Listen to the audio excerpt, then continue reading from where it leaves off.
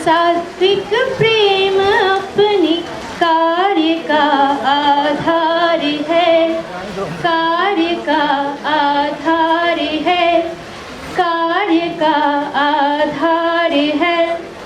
प्रेम जो केवल समर्पण भाव को ही जानता है और उसमें ही स्वयं की धन्यता बस मानता है।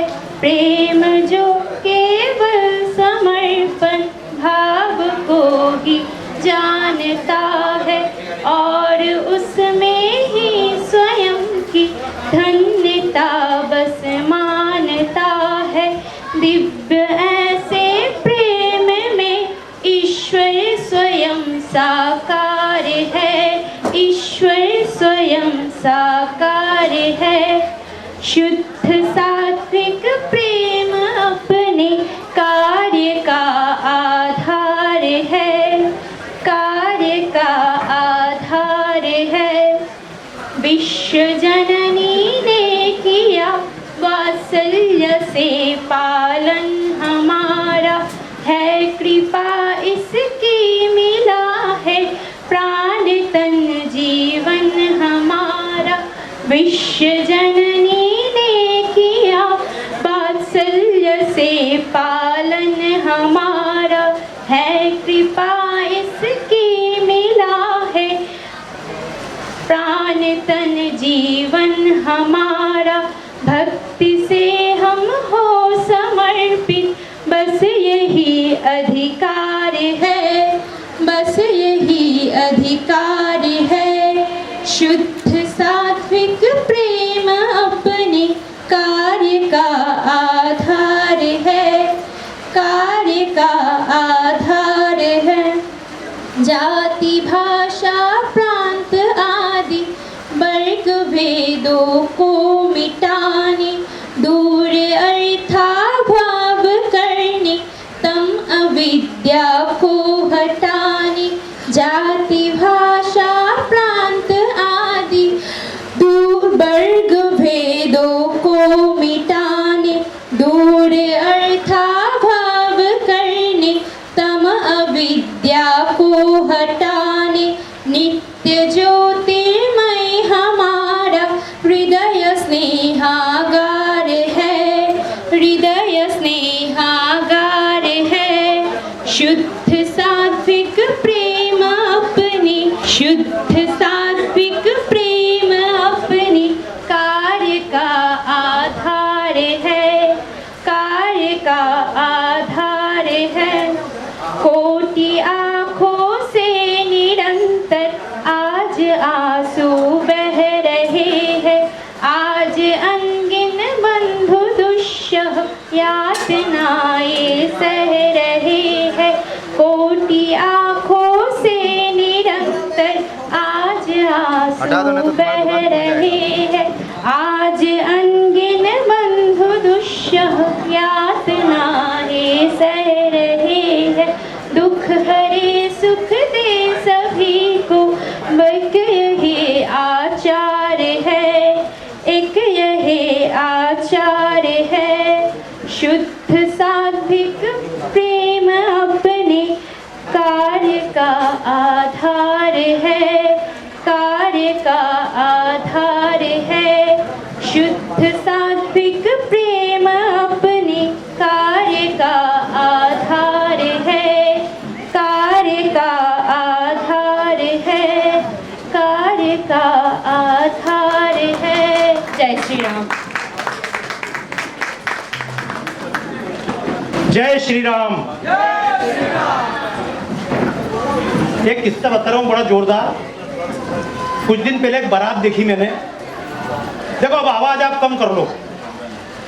कुछ दिन पहले एक बारात देखी तो बारात में जो दूल्हा बैठा हुआ था घोड़े पे, उसके हाथ बांध रखे थे पीछे। तो मैंने कहा बारात में दूल्हे के हाथ पीछे बांध दिए, ऐसे बांध के क्यों बिठाया? अरे बोले भाई साहब आप जानते नहीं हो। मैंने कहा क्यों? बोले ये है ना, पहले बारात जब जाती थी तो लोग पैसे लूटाते थे, पता होगा ना पहले। बोले पहले लोग पैसे लूटाते थे, तो बोले पैसे लूटने का काम करता था।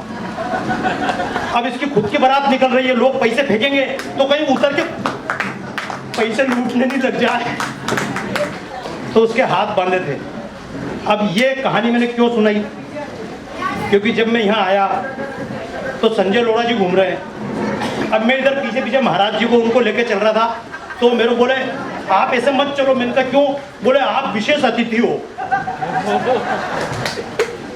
तो मैंने की क्या? तो बोले नहीं नहीं, आप जरा स्टेटस मेंटेन करो। अब आप मेरे को एक बात बताओ कि कोई व्यक्ति अपने गांव में जाए, आप कल्पना करना अपने गांव में जाए, तो भले ही प्रधानमंत्री अगर वड़नगर पहुंच जाए, तो आपको मालूम है प्रधानमंत्री जी वड़नगर जाते खाली माता जी से मिलते थे, हाँ या ना? गलत तो नहीं है ना? बोल दो हाँ, और ऐसे बोलो हाँ। तो ये एक बार हाँ बोलने में कपाल भाती होगी, यही फायदा होगा। अपने दर्शन से और कुछ नहीं मिलना, महाराज जी के दर्शन से पाप भी मिटेंगे, सब मिटेंगे, अपने दर्शन से खाली तो ये हाँ बीच में बोलते रहना। तो मैंने बताया ना, मोदी जी जाते हैं वड़नगर, अब जाएंगे तो माता जी से मिलेंगे और एक दो लोगों से मिलेंगे, बाकी किसी से मिलते हैं क्या? नहीं मिलते हैं। क्यों नहीं मिलते हैं? पता पड़ा मोदी जी अगर सड़क पे निकल जाए तो चाय वाला बोलेगा ए भैया जब छोटा था चाय पी के गया था, पैसे नोटा मेरे 3 रुपए। क्योंकि अपने गांव में अपनी जन्मभूमि पे कोई बड़ा, और ये प्रभाव आप समझ में, महिलाएं माताएं बहनें होती हैं, छोटा सा प्रभाव देखना। महिला जब विवाह होता है, ये आपको सब टीवी पे दिख जाएगा। जब लड़की की शादी होती है तो देखना घर से चलेगी तो ड्रेस का कितना अंतर पड़ता है, वेश का। क्यों बिल्कुल साड़ी पहन के चलेगी तो ऐसे चलेगी ठुमक के चलत रहा, देखा होगा ना शादी के टाइम पे जब वो प्रोसेशन निकालते हैं। तो कोई महिला अपने ससुराल में होती इतनी ध्यान से चलती, बिल्कुल सावधानी से, और वही महिला अगर अपने पियर पहुंच जाए, या आप कल्पना करके देखना, इतनी माताएं बैठी है, 70 साल की बुढ़िया भी अगर अपने पियर पहुंच जाएगी तो ऐसी कूदेगी जैसे परसों ही पैदा हुई थी। ये एक असर होता है। हाँ तो ढंग से बजा लोगे, ठीक देखो, खाली इतना अंतर है। वहाँ माइक लगा हुआ था इधर, मेरे को पता नहीं था कि बोलने का है। जब मैं आया तो संजय भैया बोला आपको भी बोलने का। मैंने कि मैं तो विशेष हूँ ना, तो बोले नहीं आपको विशेष रूप से बोलना है। तो मैं सामान्य क्यों बता रहा था आपको कि यहाँ खड़े होके, इस हनुमान टेकरी पे खड़े होके, अब कितना अटपट लगा आप खुद सोचो। क्योंकि अब जैसे मैं आया तो माइक देखने के लिए पीछे चला गया, आवाज ठीक आ रही पीछे है ना, क्योंकि मैं कोई भाषण देने नहीं, मैं तो चेक करने आया माइक बोलेंगे तो सांवला जी वक्ता में उनके नाम लिखा था, सावंत राय जी से हुई, स्वामी गोविंद देव गिरी जी से चर्चा हुई। उन्होंने कहा बाबा जी आप आओ, तो मैंने कहा व्यवस्था कितनी, तो बोले इतने लोगों के लिए टेंट सिटी बसा रहे हैं और संख्या कम पड़ रही है, तो बोले आपके लिए फला जगह व्यवस्था कर रहे हैं। मैंने कहा हमारे लिए व्यवस्था, क्योंकि शायद पता नहीं होगा जब ये राम जन्मभूमि आंदोलन चल रहा था तो हमारा निवास कैसा था।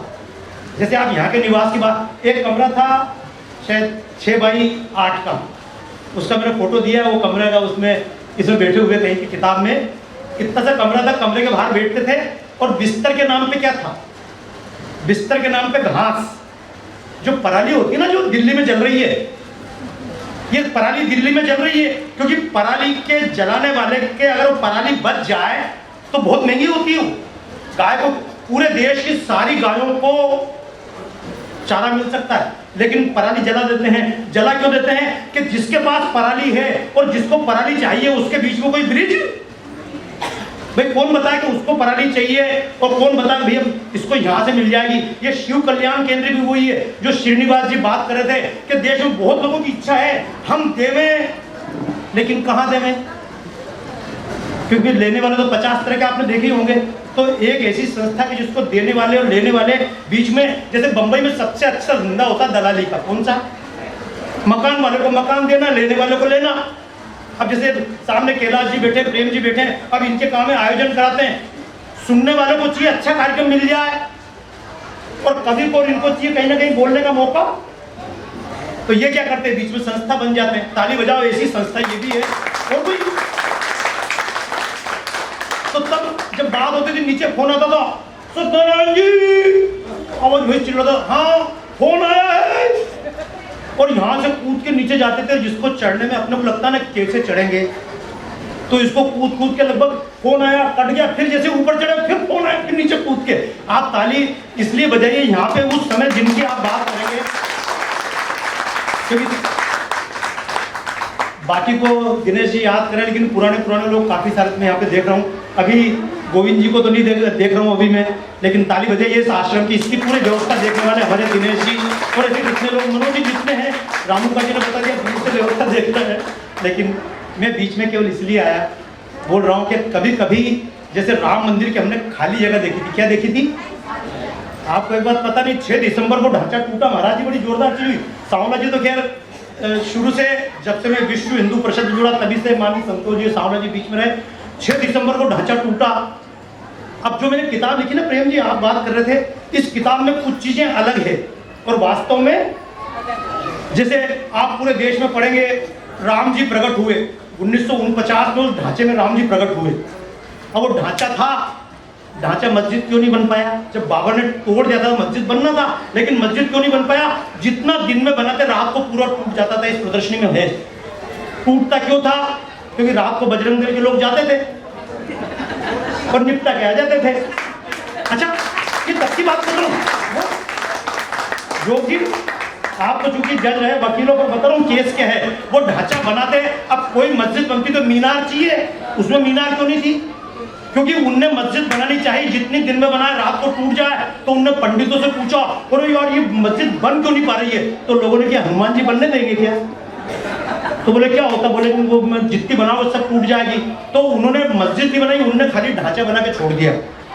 अब 1949 में जब मुसलमान पाकिस्तान चले गए तो फिर चर्चा हुई, बोले इसके अंदर क्या? तो लोगों ने उस पर जाकर कब्जा कर लिया, तो गवर्नमेंट ने ताला लगा दिया। फिर ताला लगा पड़ा था, तो बाद में घटना हुई, एक मुसलमान पहरे वाला बैठा था। क्योंकि मैं क्यों बता रहा हूँ आपको, रामू जी मुझसे बोल रहे थे मैं किताब के बारे में कुछ नहीं बताया, आप बता देना। इनकी मेरे को स्टार्ट करना तो आसान है, रोकना कठिन है लेकिन अभी मैं इतना नहीं, अभी चूंकि महाराज जी को बोलना है और मुख्य वक्ता तो सांवला जी, यही से जिनने हमें बोलना सिखाया। तो मैं बता रहा था वो ढांचा जो था उसके अंदर अपने आप मुसलमान पहरे वाला था, हिंदू होता तो फिर भी गड़बड़ थी। उस मुसलमान ने रात को 2 बजे देखा कि अंदर खुदाई रोशनी और वहां पे प्रकाश हुआ और अंदर देखे तो एक मूर्ति प्रकट हुई, बच्चा खेल रहा था। जब उसे होश आया तो चारों तरफ लोग कीर्तन कर रहे थे, यानी राम जी प्रकट हो गए।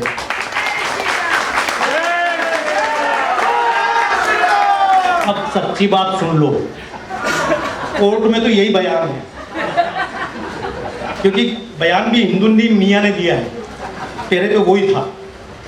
असली बात ये हुई थी कि अपने जो योगी जी हैं आजकल अयोध्या में, इनके गुरु महंत अवैधनाथ, उनके गुरु दिग्विजयनाथ जी, फिर भाई जी हनुमान प्रसाद पोद्दार जी, वीर सावरकर, और एक थे अभिराम दास जी, और एक का आपने नाम सुना हुआ रामचंद्र परमहंस जी।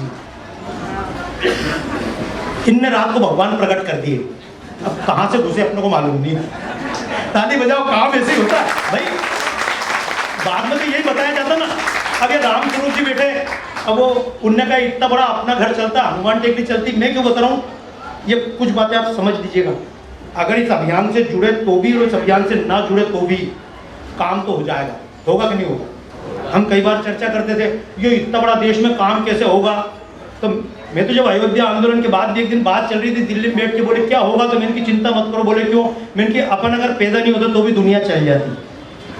और याद रखना, स्वर्गीय अशोक जी बोलते थे कि अगर विश्व हिंदू परिषद नहीं होती तो भी और कोई राम जी अपना काम किसी से भी करवा लेते हैं। और ये भी जो काम चल रहा है, ये भी जो काम चल रहा है, राम की पूरी किताब जो हमने लिखी थी, अभी बीच में एक यात्रा भी की थी श्रीलंका से अयोध्या तक, और वो भी सांवला जी पूरी यात्रा अशोक सिंघल जी को समर्पित थी। क्योंकि अभी जब बात कर रहे थे वो गुड़िया गीत गा रही थी यहाँ पे, शुद्ध सात्विक प्रेम अपने कार्य अपने प्रेम का आधार है। तो जब वो श्रीनिवास जी उधर सुन रहे थे, बड़ी टेस्टिंग, आपको मालूम नहीं जब मंच पे कार्यक्रम होता है ना पीछे कितनी टेस्टिंग होती है। तो बोले सुना के दिखा, और वो गुड़िया गा रही थी तो वो बिल्कुल ध्यान से। फिर मैंने उसको कहा जब गीत आता ही है तो फिर डरने की क्या बात है, और डरना मतलब दिक्कत है। तो फिर मैंने उसको उदाहरण दिया, मैंने कि जैसे हम सब खड़े होते हैं, होते हैं आप सब खड़े हो सकते हैं कि नहीं हो सकते हैं? ढंग से बोलो ने, हाँ। तो जब खड़े होते हैं आप, हाँ बढ़िया जोरदार चिल्लाई, जो भी चिल्लाई देखो ये बचपन बना रहेगा तो जिंदा रहोगे। और सही बात, लोग मुझसे बोलते बाबा जी मंच पे भी कूदते हो, यहाँ आए नीचे शर्म नहीं, वहां तक चले गए दौड़ के आए, ऐसे अतिथि कभी नहीं देखे। तो मैंने मत देखो, आज देख लो भाई, दिक्कत है कि अपना घर है, अपने घर में इंतजार करेंगे। और घर में भी आदमी, मैं सच बता रहा हूँ आपको, ये दिक्कत जिस दिन आदमी सांवला जी आदमी सीरियस हो जाएगा, दिनेश जी जब मंच पे आदमी सीरियस होकर बैठ जाए समझो निपट गया। मैंने करीब 2000 से ज्यादा प्रोग्राम भारत में करे, विदेश में करे। ये शायद पहला या दूसरा प्रोग्राम ऐसा जिसमें मंच पे बैठा हूं मैं, और मैंने दीपक जलाया। नहीं तो मैं ना दीपक जलाता हूं ना मंच पे बैठता हूं। मैं डायरेक्ट सब कुछ होने के बाद में, उसके बाद में मंच पे डायरेक्ट आता हूं। बीच की अपने को आदत, भाई मैंने बताया ना आपको। पर मैंने क्यों बताया कि उस बुढ़िया को मैंने कहा कि खड़े होकर बोल, तो बोला बोलना क्यों, मैं इनकी सीख। तो बोले गलत हो गया तो मैं इनकी दिक्कत क्या है, गलत हो गया तो सुनने वाले जिंदा बचेंगे ना हम बचेंगे। अच्छा दिक्कत है क्या, अपने को स्कूल में बहुत मार पड़ी कि नहीं पड़ी, अब कोई चिंता होती क्या, अब तो लगता है जिनके सामने पड़ी क्या जोरदार थी।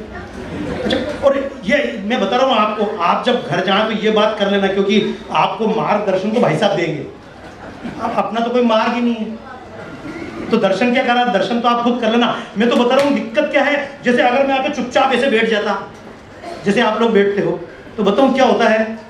जैसे आजकल के छोटे बच्चे होते हैं, उनका बचपन है क्या, मैं देखता हूँ कई बार वो जैसे रिजल्ट आता, परीक्षा रिजल्ट आता, भाई साहब पहले से तैयारी होती है, बच्चों को डांटना मत। मैंने कहा क्यों, मैं कोचिंग क्लास में आजकल भाषण, बच्चों को डांटना मत। मैंने क्या, बच्चे कुछ गड़बड़ कर जाएंगे। मैंने गड़बड़ क्या कर जाएंगे, वो सांवला जी का एक बालक है, वासुदेवन जी, आपके स्कूल में ऐसा नहीं होता। रामूपा जी जब छोटे थे तो इनके गांव में, हम साथ के लोग, तो एक बार इनके गांव गए उदयपुर वाटी, तो इनके पिताजी इनको पकड़ के दे धमाधम दे, सबकी कुटाई हुई है, आपकी भी हुई होगी। बाप ने किसी को छोड़ा नहीं था अपने जमाने में, तो 3-4 धर दिए। तो मैंने पूछा, मैंने भाई साहब वो हमारे सम्मान नहीं है, शाखा लगाते हैं, क्यों मार रहे हो उनको। अरे बोले तुम समझते नहीं हो। मैंने क्या नहीं समझते हो, तो बोले मेरे को आज पीट दें तो अच्छी तरह से। मैंने गलती क्या करी, बोले गलती कुछ नहीं करी, कल इसका रिजल्ट आने वाला। तो मैंने यार कल रिजल्ट आने वाला, आज क्यों कूट रहे हो, बोले आज शाम को मैं बाहर जा रहा हूँ। तालियां बजाओ, मतलब बाद में, मतलब हमें मालूम था रिजल्ट क्या आना है। और अच्छा आजकल तो देखो ना आप, मैंने इसमें किताब में एक पॉइंट दिया है कि विश्वामित्र जी के पास में राम गए पढ़ने के लिए, राम जी विश्वामित्र के साथ गए। अब आप इसका दृश्य कहाँ से देखोगे, आजकल देखना जब स्कूल की बस घर आती है और माँ बाप अपने बच्चों को छोड़ने स्कूल की बस पे, हाय बेटा,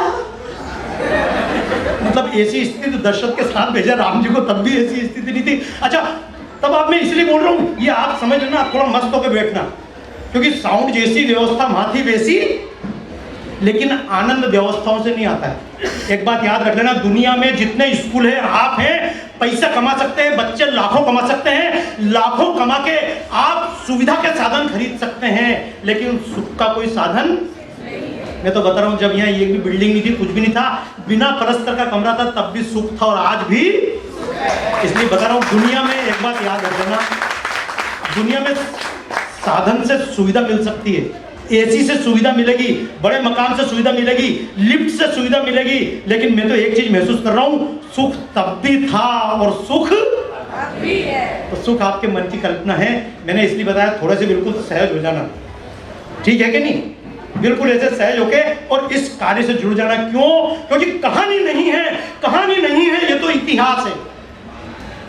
यही हनुमान टेकरी है। जब श्रद्धेय प्रेम जी बैठे हुए, हमारी बच्ची साथ गए थे हम, एक बार वेस्ट इंडीज प्रदर्शनी लगा के आए, उसके बाद लौट के फिर जब अमेरिका आया तो वहां के लोगों ने मुझसे पूछा, मैंने महाराज जी प्रदर्शनी बनाई थी, प्रदर्शनी का नाम था इसलिए मेरा भारत महान, प्रदर्शनी नाम था मेरा भारत महान। जब मैंने प्रदर्शनी लगाई और वहां के लोगों से कहा कि हवाई जहाज का आविष्कार हमने किया, इसका हमने किया, उसका हमने किया, तो वहां के कुछ पत्रकार मुझे मिले, तब हमने एक प्रदर्शनी बनाई थी, पहले बनाई मेरा भारत महान, विश्व में हमने ये किया। तो अंग्रेज लोग पत्रकार थे, वो मुझको उस समय मिल गए, बोले तुमने किया, मैंने की क्या, बोले विश्व में सबसे अधिक अंधे भारत में, सबसे अधिक लंगड़े भारत में, सबसे अधिक कोढ़ के मरीज भारत में, सबसे अधिक कैंसर के मरीज भारत में, विश्व में कर्जा 4.5 लाख करोड़ रुपए का कर्जा, बोले ये तुम्हारा भारत महान।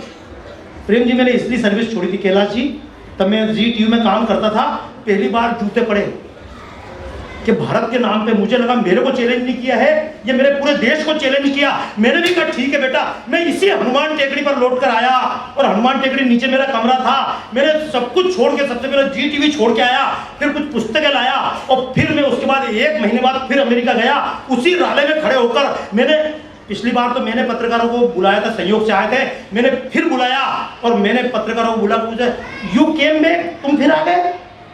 तो मैंने क्या, भारत का हीरो हूं ना, भारत का हीरो जब तक पिटता नहीं तब तक जोश। कमला जी आपका 5 मिनट में ज़्यादा ले लिया, लेकिन तब तक माहौल जम जाएगा, 1 करोड़ लगना है आपका। तुम आप देख लो, एक गलती मत कर देना जीवन में कभी। आपको रामायण भी गलत सिखा रही है, महाभारत भी गलत सिखा रही है। आप सोचते हो जीवन में आखिरी में सत्य की विजय होगी, आखिरी में सत्य की विजय नहीं होती। आप कभी भी कर लेना, जो पहला जूता मारेगा वही जीतेगा, बाद में तो फिर सेटलमेंट होगा। इसलिए पहले चक्कर मत पड़ना, अंत में सत्य की विजय कहीं नहीं होती। कश्मीर में अंत में सत्य की विजय नहीं हुई, केरल में नहीं हुई, यहाँ नहीं हुई, गाजापट्टी में नहीं हुई, अंत में कहाँ से विजय? विजय के लिए तो पहले कदम पे प्रयास कर देना। क्योंकि मैं आपसे बोल रहा था, कहानी नहीं है, ये तो इतिहास है, युगों को बदलने का ही प्रयास है। और भाव सेवा का मन में जब स्टार्ट रखो, अभी तो महाराज जी का आशीर्वचन मिलेगा। मैं तो खाली स्टार्टर होता है ना, खाने के लिए पापड़ ला के धर दिया। अच्छा, वो कभी कभी गड़बड़ हो जाती है। सांवरा जी, ये कोई चक्कर होता है, सबसे आखिरी में पापड़ देते हैं। एक होटल पे गए तो सबसे आखिरी में पापड़ देते हैं, मैंने पहले मंगवा लिया, उसने बाद में रोटी भी नहीं दी, पापड़ के बाद फिनिश। ये तो कई बार मजा आता है। मैंने क्यों कहा, वहाँ आप पूरे बिखरे बैठे थे, मैंने फिर उन अमेरिका वालों को बुलाया और उनसे कहा कि मैं इस बार प्रश्न मैं पूछूंगा, मुझे बताओ हु इन्वेंटेड द एरोप्लेन। तो उनने वहीं से कहा राइट ब्रदर्स। मैंने कहा रॉन्ग ब्रदर्स। राइट ब्रदर से 8 साल पहले मुंबई में गिरगांव चौपाटी पर जे स्कूल ऑफ आर्ट के प्रोफेसर शिवकर बापू तलपदे ने 1500 फीट ऊपर तक हवाई जहाज उड़ा कर दिखाया था। आप इंजीनियरिंग के भाई साहब, तब मेरी मजाक की थी, तब मैंने जी टीवी में कहा, लेकिन इन लोगों ने मेरी बात को माना नहीं। अब उस पर फिल्म बनी हवाई जहाज। ये गिरगांव के व्यक्ति ने पूरा सामान खरीदा था। फिर मैंने कहा, उनसे पूछा who invented the wireless, wireless का आविष्कार किसने किया? वहां के फिर तमाम पढ़े लिखे और आप भी, उन्होंने कहा इटली के गुलिलिमो मार्कोनी। मैंने की बेटा सच बात कोनी, इटली के गुलिलिमो मार्कोनी से 1 साल पहले बंगाल के सर जगदीश चंद्र बोस ने वायरलेस बनाकर दिखा दिया था। और जैसी ये एक किताब है, ऐसी मेरी 25 प्रदर्शनियां बन रही। इस साल भाई साहब मैं 25वें प्रदर्शनी लगा के आया था। मैं इसलिए, कैलाश जी मुझे बोल रहे थे जनता की पुकार में आओ। मैं पहली बात तो मेरा पेमेंट कर नहीं पाओगे, क्योंकि भैया 10 लाख रुपए लगेंगे मेरे को 1 घंटे बोलने के। और कैलाश जी आप तैयार हो जाओगे, लेकिन संस्था तैयार। हमारे मंगल जी ने भी कहा था, इनकी 1 घंटा बोलना आसान है कि 1 घंटा बोलूंगा 11 लाख रुपए लूंगा। भाई गलत थोड़ी। आज अगर मान लो जज साहब खड़े, अब इनसे कोई बहस करवाए, वकील साहब बहस करें और बाद में मुझे तुम्हारा लगा क्या, अरे यार जिंदगी लग गई, तालियां बजाओ, यही तो मजा। मैंने ये सारे काम किए थे, मैंने आपको बताया। कुछ बातों पर गर्व कीजिएगा। ये हनुमान टेकरी जहाँ बैठे, आज हम दुनिया को दिखा सकते हैं हम भी सेवा करते हैं। नहीं तो सेवा के नाम पे क्रिश्चियन सेवा करते हैं, हिंदू कितनी सेवा करते हैं हमको पता नहीं। आपको बता रहा हूँ, हमारे भारत की विशेषता है, जैसे अपने यहाँ नोट निकलता है, इस पॉइंट में बहुत बदनाम हुआ, मेरे ऊपर केस भी लगे। मैंने कहा हमारे जितने नोट, हर नोट पे एक वोट नोट महात्मा गांधी, इसके अलावा कोई व्यक्ति नहीं हुआ। अब वो केस उठा। अब आपको आश्चर्य होगा, लंदन में पौंड होता है, जैसे अपने नोट होता है लंदन में, अमेरिका में डॉलर होता है। लंदन के पौंड पे लंदन के लोगों ने विचार किया कि अपने पौंड पे सब पे महारानी का फोटो है, किसी 50 के पौंड पे किसी वैज्ञानिक का चित्र छापेंगे। पूरी दुनिया से 80,000 वैज्ञानिक के चित्र आए, उनकी बायोडाटा आया। आपको आश्चर्य होगा, उसमें सबसे पहला नंबर, जिनका 8 लोग सिलेक्ट हुए हैं, सबसे पहला वैज्ञानिक जिसका चित्र छप सकता है पौंड के ऊपर, उस वैज्ञानिक का नाम है जगदीश चंद्र बोस। तो ये बातें बहुत अच्छी, ये बातें मैं साइंस की बात में कर लूँगा। राम जी की बात के लिए मैं फिर कभी आ जाऊँगा, आप जब कहेंगे तब आ जाऊँगा। और ये तो अपना घर है, यहाँ तो सुनने के लिए पकड़ पकड़ के। और देखो मैं तो उल्टे तो ले लिए मेरे से। ये सब होता है। मैंने बताया ना, ये मेरा सौभाग्य रहा जीवन का। मेरे पास में पैसे वैसे का पता। अब ये रामूका जी उस दिन मेरे को बैठे बैठे मिल गए, बोले हनुमान टेकरी बन रहा है, क्या दोगे? मैंने कि मेरे को क्या मालूम मेरे पास क्या है, वो संजय भैया थे। तो ये अच्छी बात है कि खाता अपने पास, और जिसका खाता नहीं वो दुनिया में, जिसका खाता है वो अपने घर पे खाता है, और जिसका खाता नहीं वो दुनिया भर में। तो जो आप बोल रहे थे हम दुनिया भर में खाते हैं, और जो लोग यहाँ खा रहे हैं वो भी हमारा नहीं खा रहे हैं। ये आप सेवा करने में, क्योंकि अब मैं ज़्यादा नहीं बोलूँगा, लेकिन बता रहा हूँ श्रीनिवास जी हैं, ये है मनोज जी हैं, जो बाद में आभार व्यक्त करेंगे। जितने हमारे कार्यकर्ता, रामूका जी जितने बैठे हैं, एक बात तो इनके लिए ताली बजाओ, और अब इससे दुगनी ताली इनकी घरवालियों के लिए बजा लो। वो श्रीनिवास जी की मिसेज बेटी, वो संजय लोढ़ा जी की मिसेज बेटी। अब ये जो कार्यकर्ता जिनके लिए आप ताली बजाते नहीं, यूं करके, आपको पता नहीं घर पे क्या स्थिति होती है। वो संजय भैया के साथ एक दिन घर चला गया, वो बोले आज ही भी घर पे आओ। तो मैंने कहा क्यों? तो मैंने कि मेरे को घर लेके क्यों जा रहे हो? तो बोले आप चलोगे तो डांट कम पड़ेगी। मैं आपकी तरफ से बोल रहा हूँ। वो श्रीनिवास जी भी ना, मतलब जब पहली बार यहाँ 4 दिन तक रात को, दिनेश जी के बात भी यही है, जब रात को घर पहुंचे 11 बजे, कहाँ गए थे? बोले संकट मोचन पे मीटिंग करने। बोले वहीं जाओ। जब 4 लोग रुक रहे, 3 तुम भी रुक जाओ। और ये जो पत्नियां होती है ना, सबसे ज्यादा उस आदमी के चक्कर में रहती, इनको कम किनके चक्कर में बिगड़े? तालियां बजाओ, नाम बता रहे ना, ये उधर राहुल जी खड़े हुए संजय, जिनके नाम पे यहाँ तालियां उनके घर पे, लेकिन अब नहीं पड़ती है, क्योंकि घर वाले भी देखते हैं कि भैया अब सुधरने वाला। जब फिल्म बन जाती ना, हम नहीं सुधरेंगे, तो जैसे ये नहीं सुधरे, जितने कार्यकर्ता लगे हैं वो कभी ना सुधरे, जितने दानदाता हैं वो कभी ना सुधरे, और यहाँ पर सुधरे तो खाली एक सुधरे, यहाँ पर आने वाले स्वास्थ्य सुधार कर जाए, हम सब आगे बढ़ते रहें, क्योंकि जो हम सेवा कर रहे हैं यही राम जी को। बोलिए जय श्री राम। अरे ढंग से बोलो ना यार, मेरे पास तो एक काम करो, मैं बिना माइक के यहाँ से बोल रहा हूँ, आवाज आ रही है पीछे तक? तो इतनी जोर से तो बोलो, जब हम यहाँ से चिल्लाते थे फोन आया है। क्यों भाभी जी? तो मैं वही बोल रहा हूँ, कम से कम आवाज इतनी जोर से निकालते रहोगे तो बीमारी की संभावना। जब बैठने की आदत हो तो सीधा बैठ जाया करो, जब बोलना है तो जोर से बोल दिया करो, हाँ करना है तो हंस लिया करो, जब हंसने का मौका हंस लो, जब रोने का मौका है तो रो लो। वास्तव में मैंने तो अपनी इस जन्मभूमि पर आकर यही सीखा कि हमेशा बच्चे बने रहना, 55 के बाद बचपन शुरू हो, ये इच्छा हो तो आप सब अपने मन में धारण रखिएगा। जय श्री राम, जय श्री राम, जय जय श्री राम।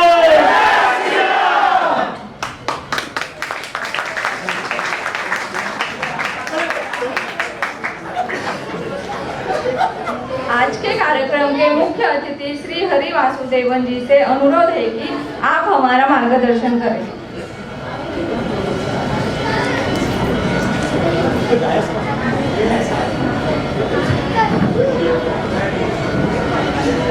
आदरणीय स्वामी जी, अभी इधर स्टेज पर और सामने बैठे हुए सभी जनों को नमस्कार। जो 22 तारीख जनवरी को 2024 में जो होने वाला है अयोध्या में, मैंने कभी सोचा नहीं था कि मेरे लाइफ टाइम में ये देखने मिलेगी। इसका मतलब है कि जो तरीके से जो रिन्यूड कॉन्फिडेंस जो अपने लोगों में आए हैं 2014 के बाद, 14 के बाद, जो तरीके से, उसके पहले हम सब सोचते थे कि इंडिया तो गया है, कुछ होप्स नहीं है, हमारे इधर के सबसे टॉप जो ब्रेनी लोग सब बाहर अमेरिका सब जा रहे हैं, ये बना के रखा था ऐसा थॉट प्रोसेस। किसी को कुछ भी आकांक्षा नहीं थी कि अपने देश सुधरने वाला है, कुछ वापस ये जो वेदांत है, अद्वैत वेदांत जो स्वामी जी अभी हम सब लोग जो रिप्रेजेंट कर रहे हैं, इसका रियल वैल्यू, इसका रियल समझ साधारण लोगों तक पहुंचेंगे ऐसा किसी को मालूम नहीं था। लेकिन जैसा मौर्यानी जी ने बोला कि कभी ना कभी तो कोई भी रूप में तो भगवान आता है। तो 2014 के बाद जो इधर हो रहा है, कभी कभी मुझे बहुत सरप्राइज होता है कि ये देश बदल रहा है। और मैं तो एक एजुकेशन को रिप्रेजेंट करके इधर आया हूँ, इसलिए मैं आप सबको एक आत्मविश्वास की जो चीज़ है वो बोलता हूँ। बहुत से विचारधारा को बदलने के लिए एजुकेशन की ज़रूरत है, एजुकेशन से ही शुरू होता है। उसमें भी तो ऐसा वेस्टर्नाइज करके रखे थे जो मर्सिनरीज की एजुकेशन स्टाइल, तो अपने लोगों में कुछ होप्स ही नहीं, टोटली गया ऐसा विचार दे। लेकिन अभी अपने भारत सरकार ने ऐसे डिसीजन लिया है, नेशनल एजुकेशन पॉलिसी जो शुरू किया, पार्लियामेंट में पास किया हुआ है, उसमें सभी बच्चे को स्कूल से लेके कॉलेज तक सभी अपना जो ओरिजिनल जो संस्कार है, कल्चर है, वो सिखाया जा रहा है। इंजीनियरिंग कॉलेज जैसा हमारे इंजीनियरिंग कॉलेज में हम अभी universal human values, Indian knowledge system, human and wellness, ये सब चीज़ ना हिंदू वर्ड ना अपना वेदांतिक कल्चर वर्ड यूज़ करके, ऐसा कुछ प्रत्यक्ष में ना बोल के, ये जो भगवद गीता में जो बोला गया है वही सब सिखा रहे लोगों को। सो आने वाले पीढ़ी जरूर इससे प्रचोदित होके अपना संस्कार जैसे विश्व हिंदू परिषद का धर्म रक्षिता, ये जो सनातन धर्म को जो रक्षा करना है वो काम शुरू हो गया है, बड़े पैमाने पे शुरू हो गया है।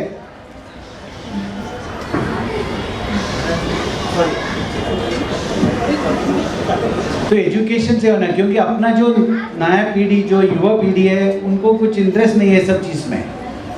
उनको एक अलग ज़्यादा, अभी तो टेक्नोलॉजी भी आया, artificial intelligence, machine learning, data science, internet of things, cyber security, ये सब चीज़ आके और दूसरी डायरेक्शन में अपने युवा पीढ़ियों को खींचने को ट्राई कर रहे हैं। लेकिन योगा पढ़ाना क्लास कॉलेज में, इंजीनियरिंग कॉलेज में हम लोग को कंपलसरी इंजीनियरिंग शुरुआत होने के पहले स्टार्टिंग में 1 हफ्ता योगा सिखाना है, इंडियन नॉलेज सिस्टम सिखाना है, ये कंपलसरी करना है। ऐसे कि all India council for technical education ने बोला है हर एक कॉलेज में करना है। सो ये चीज़ सबका, ये सब चीज़ का जब भल होगा आगे, डेफिनेटली अपना संस्कार बचेगा। जो हजारों वर्षों से बाहर वाले आके इधर हमको हमारा जो फाउंडेशन की जो बेस को कदम करने को जो कोशिश किया है, वो अभी नहीं चलने वाले हैं। सो भगवान जैसा भगवान श्री कृष्ण ने बोलता है, कभी न जब जरूरत पड़ेंगे यदा यदा धर्म से मैं आऊँगा, कई रूप में मैं आऊँगा और मेरा काम करके जाऊँगा। जैसा मेरे जी ने बोला कि राम, भगवान श्री राम ने सोचा कि विश्व हिंदू परिषद नहीं तो भी कोई ना कोई तो आके करते थे। और मैं स्वामी चिन्मयानंद जी के एक शिष्य हूँ। पवाई में आश्रम है, उन्होंने 1964 में, आपको मालूम है विश्व हिंदू परिषद का कैसे जन्म हुआ। गुरु जी गोलवलकर और अपटे जी को बुला के स्वामी जी ने बोला आओ मेरे जगह है इधर, विश्व स्तरीय लेवल पे एक अपना ये धर्म को रक्षा करने वाले एक ऑर्गेनाइजेशन बनाना चाहिए। सो 3 दिन का बहुत ब्रेनस्टॉर्म के बाद विश्व हिंदू परिषद का जन्म पवाई संदीपनी आश्रम, नारायण के थोड़ा आगे वो आश्रम में जन्म हुआ। तो एंड स्वामी चिन्मयानंद जी ने बोला ये बहुत जरूरी है, आप लोग काम करते रहो, मैं गीता सिखाते रहूँगा, गीता और बाकी उपनिषद। सो ऐसा कोई ना कोई तो आता है। और मेरा लाइफ में मैंने जितने तक इंजीनियरिंग पढ़ा है और बाकी सब चीज़ पढ़ा है, उसमें से एक चीज़ अभी समझ में आया कि सेवा करो, नॉलेज गेन करो, नॉलेज बांटो, लेकिन आखिरी में वो साइलेंस की तरफ जाना है जो अपना धर्म बोल रहा है। और मेरा इच्छा ये रहेगी कि स्वामी चिन्मयानंद जी के चरणों में परमानेंट बैठना, उधर ही मुझे एक इंडिविजुअल साधारण आदमी, मुझे उधर ही शांति मिलेगी। सो अपना कल्चर सभी को यही बोलता है, सेवा करो। हर एक आज इधर इतने जोर से हम लोग सब जय श्री राम बोलते हैं। आई कैन सी भगवान राम इन एवरीबॉडी, सबके अंदर। जो रमणी महर्षि बोलते हैं अरे ये बॉडी माइंड इंटेलेक्ट के ऊपर हम अपने अंदर क्या है, वो इलेक्ट्रिसिटी जैसा वो इसको चलाने वाला, उसके बारे में कभी ना कभी तो सोचो। तुम पूरा जिंदगी अपना लाइफ नॉर्मल लाइफ जियो, वर्क प्लेस में, घर पे सब करो, लेकिन मेरे बारे में सोचो, ये भगवान बोलता है।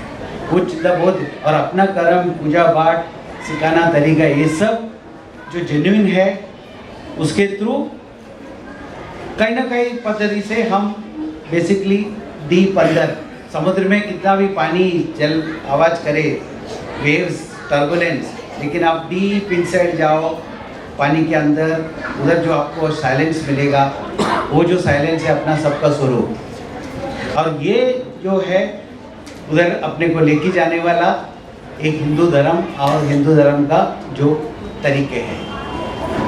Yet for time memorial this has been tested and proven that oneness, universal oneness। आज का एक चीफ मिनिस्टर जो फुलिश है, उसका बेटा सनातन धर्म के ऊपर अटैक करेंगे, ये सब का अपना लिमिटेशंस होने वाला है। ये सब दूसरे को प्रेरित करो, अपना वोट बैंक को संभालो, उसके प्रति चल रहा है। लेकिन भगवान ने सिखाया कि एक आदमी ऐसा आएगा, सबको ऐसे एक लाइन पे खड़ा करेंगे, सब लोग अभी तो इंडिया करके पागल हो रहे हैं, कुछ नहीं होने वाला। अभी आई कैन से कि इंजीनियरिंग कॉलेज जैसी जगह पे भी बहुत से युवा है जो स्पिरिटेड है, पहले नहीं था। पहले हम लोग डरते थे कि कुछ डायरेक्ट बात करने का, एज ए प्रिंसिपल मैंने स्टैंड अप, क्या बात करूँ, नथिंग, भगवद गीता का वर्ड भी नहीं बोल सकता, ऐसा कंडीशन था। लेकिन आज के तारीख में मैं तो बिंदास बोलता हूँ। भगवद गीता से कोई इसे मैनुअल ऑफ सेल्फ कंट्रोलमेंट, कोई धर्म का हिंदू का प्रॉपर्टी सिर्फ नहीं है। हंड्रेड्स ऑफ स्टूडेंट के सामने मैं बोलता हूँ ये करो, क्योंकि वो री-अवेकनिंग हो गया है, हो रहा है और बहुत कुछ अपने को करना है। मुझे मालूम है, मैं श्रीराज जी नायर जो BHP के कार्यकर्ता है, उन्होंने मुझे 2021 में इधर लाए थे। संजय जी के साथ मिले श्रीनिवास जी, ये सब अभी आई एम श्योर आगे मैं ज़्यादा इन्वॉल्व हो जाऊंगा ये सब चीज़ में और सेवा करने में। ये अपना ये संस्था बहुत अच्छा काम कर रहा है अलग अलग तरीके से। स्वामी मित्रानंद जी ने चिन्मय मिशन का वर्ल्ड हिंदू फोरम में बोला है, अरे इस्कॉन क्या करते बोलो, उन्होंने बोला वे जब युवा से बात करता है कि आप बोलो एक इंडिविजुअल जिसने बहुत काम करके मानव को बहुत ऊपर लाया है, और एक एग्जाम्पल बोलो तो सब युवा लोग बोलते हैं मदर तेरेसा। उन्होंने बोला मदर तेरेसा जिसने किया उसके 100 गुना काम माता अमृतानंदमयी ने किया है। इस्कॉन क्या कर रहे हैं, ऐसा सब चीज़ जो बोला है। और ये भी एक बैंकॉक थाईलैंड जैसा देश में खड़ा रह के स्वामी जी बोला हिरण्यकशिपु और नरसिम्हा अवतार के बारे में, मैं ही सही हूँ, मेरे को वर्शिप करो नहीं तो मैं तुमको मार दूंगा। ऐसा तो आज के तारीख में स्वामी जी ने बोला ऐसा 2 है नाम बिना बोल के, हिंदू मुस्लिम, सॉरी मुस्लिम क्रिश्चियन, उनका ही सही है, बाकी सब गलत है ये चीज़। तो इसको धीरे धीरे से अपने को टैकल करना है। I am sure new generation जो भारत का जो होप्स था, ऑफकोर्स कभी बचपन में भी जब हमको ऐसा थिंकिंग था कि नहीं इंडिया का कुछ फ्यूचर नहीं है, कभी ना कभी तो कोई बोलते हैं नहीं इंडिया विल बिकम विश्व गुरु। 30-35 साल के पहले का बात मैं बोल रहा हूँ, जब मैं 15-17 साल की थी, लोग बोलते नहीं इंडिया क्या है, कुछ है ही नहीं, ऐसा ही है, हम लोग बांट के रखा है, हर एक चीज़ में बांटे हुए हैं इंडियन। लेकिन कभी बीच में 1-2 आवाज़ इधर उधर से होते थे, नहीं कुछ भी हो रहा दुनिया में वो 2 जन लड़ेंगे और हम विश्व गुरु बनने वाले हैं। अपना कल्चर आज वही डायरेक्शन में चल रहा है। तो मैं ज़्यादा टाइम नहीं लेना चाहता हूँ क्योंकि स्वामी जी को और बाकी लोगों को बात करना है। मैं इतना कहूँगा कि अपने देश सही डायरेक्शन में चल रहे, प्लस माइनस होता है। जो बोरिया जी जैसा लोगों का जो डिवोशन, दिनेश जी, जोग सिंह जी, ये सबका जो डिवोशन देखे मैं भी एक प्रेरित हुआ हूँ। और विश्व हिंदू परिषद जो पवाई में जन्म हुआ है, इतने साल से काम कर रहा है, उसका एक सेवक बन के मेरा भी आगे इच्छा रहेगी कुछ काम करने के लिए। जय श्री राम।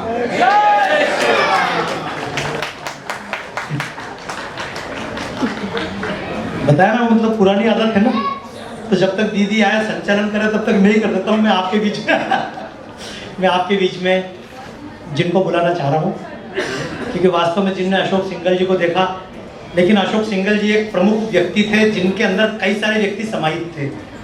जब आप राम को देखते तो राम खाली अकेले नहीं थे, राम के अंदर लक्ष्मण भी थे, राम के अंदर हनुमान भी थे, राम के अंदर सीता भी थी, राम के अंदर कितने लोग जिनने राम को, आप कभी कल्पना करना बंबई में फिल्म इंडस्ट्री में किसी हीरो हीरोइन को देखना पर्दे पे कितना जोरदार लगता है, और वैसे घूमते दिख जाए तो कभी देखना करीना कपूर की फोटो कैसी लगती है। क्यों? क्योंकि मंच पे जब व्यक्ति काम करता है तो उसके अंदर कैमरामैन भी होता है, उसके अंदर फोटोग्राफर भी होता है, उसके अंदर कई लोग होते हैं। तो जैसे अशोक सिंघल जी थे, उनके अंदर भी कई सारे लोग समाहित थे। और हमारे बीच जो अब वक्तृत्व देने के लिए आ रहे हैं मुख्य वक्ता के रूप में, उनके अंदर भी बहुत सारी चीज़ें समाहित हैं। गोरक्षा का काम जब बिल्कुल प्रारंभिक स्थिति में था तो पूरे देश में घूम घूम के उन्होंने जितना वक्तव्य दिया, सामने जी आपने जो कुछ बोला था उसके ऊपर मैंने किताब लिखी थी, चित्र में चेतावनी।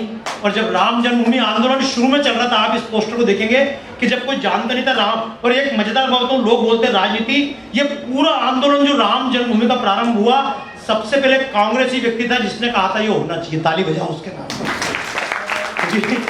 दाऊदयाल खन्ना जी।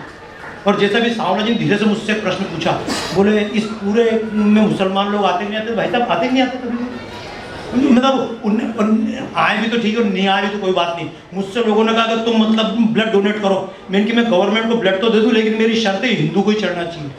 मैंने कि अपना गुर्दा दे दूं, मुसलमान कभी भी गुर्दा नहीं देता है, कभी शरीर दान नहीं करेगा, कभी खून दान नहीं। भाई साहब वासुदेवन जी बोल रहे हैं उनमें दान, किसी क्रिश्चियन से कहो बॉडी दान कर दो, बॉडी दान नहीं करेगा। मुसलमान हाँ आपसे अंग ले लेगा, क्योंकि उनका पैसा तो बम में काम आएगा ना, उनका पैसा तो आपके जिहाद में काम आएगा। लेकिन जो भी हो, ये सारी चीज़ें अगर मान लो उस समय सांवला जी जैसा, हमारे माननीय संतोष जी जैसे व्यक्ति तो नहीं मिलते, तो हो सकता था मैं भी आज कभी नौकरी नहीं छोड़ता, मैं भी कहीं ना कहीं प्रोफेसर बन जाता।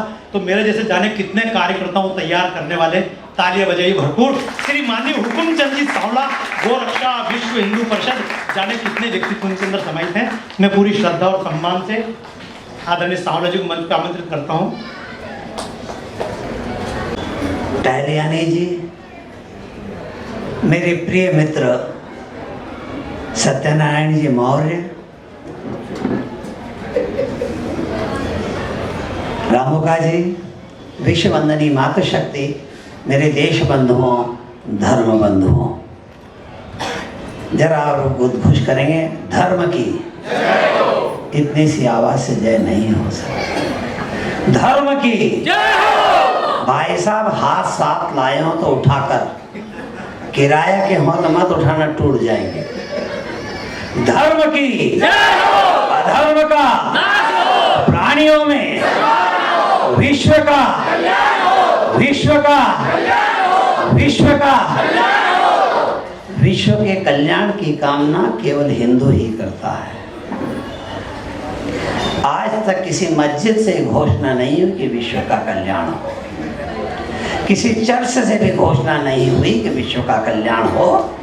हमारे यहाँ 8 साल के बच्चे से लगाकर 80 साल का वृद्ध कहता है विश्व का कल्याण हो।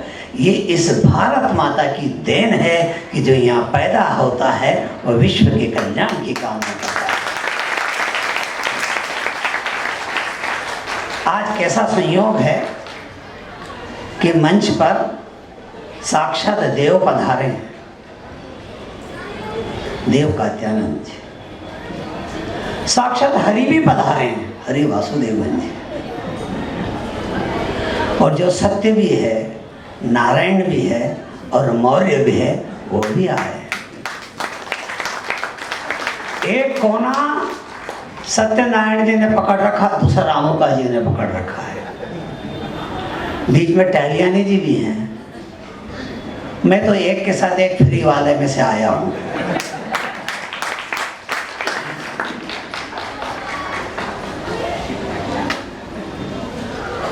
धर्म की जय तभी होगी जब इस धरती पर सेवा होगी। सेवा नहीं होगी, धर्म भी नहीं रहेगा। सेवा का साधारण अर्थ होता है दूसरे को ईश्वर का अंश मानकर उसकी भलाई करना, यही सेवा कहलाती है। देखो भाई, ताली अगर बजाना तो ढंग से बजाओ यार। ये ऐसे रगड़ना, यो फटकना, ऐसे डालना, ये कोई ताली होती है? ताली वे नहीं बजाते जिन्हें गम होता है, ताली वे ही बजाते जिनके हाथों में दम होता है।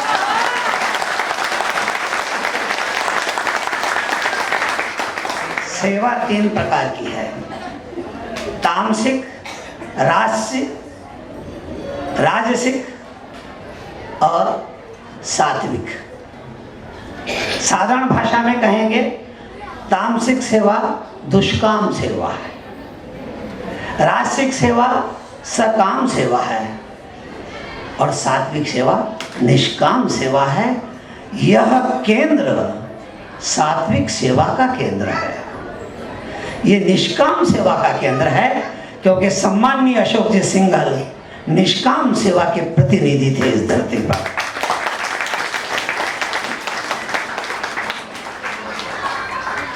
रावण की सेवा सकाम थी, हनुमान जी की सेवा निष्काम थी, शबरी की सेवा निष्काम थी।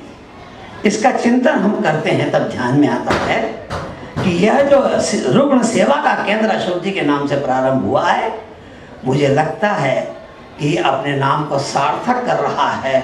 इतने लोगों की निष्काम भाव से सेवा हो रही है। मेरा विश्वास है एक दिन यह केंद्र भारत का प्रतिनिधि केंद्र बनकर सबकी प्रेरणा का केंद्र बनेगा।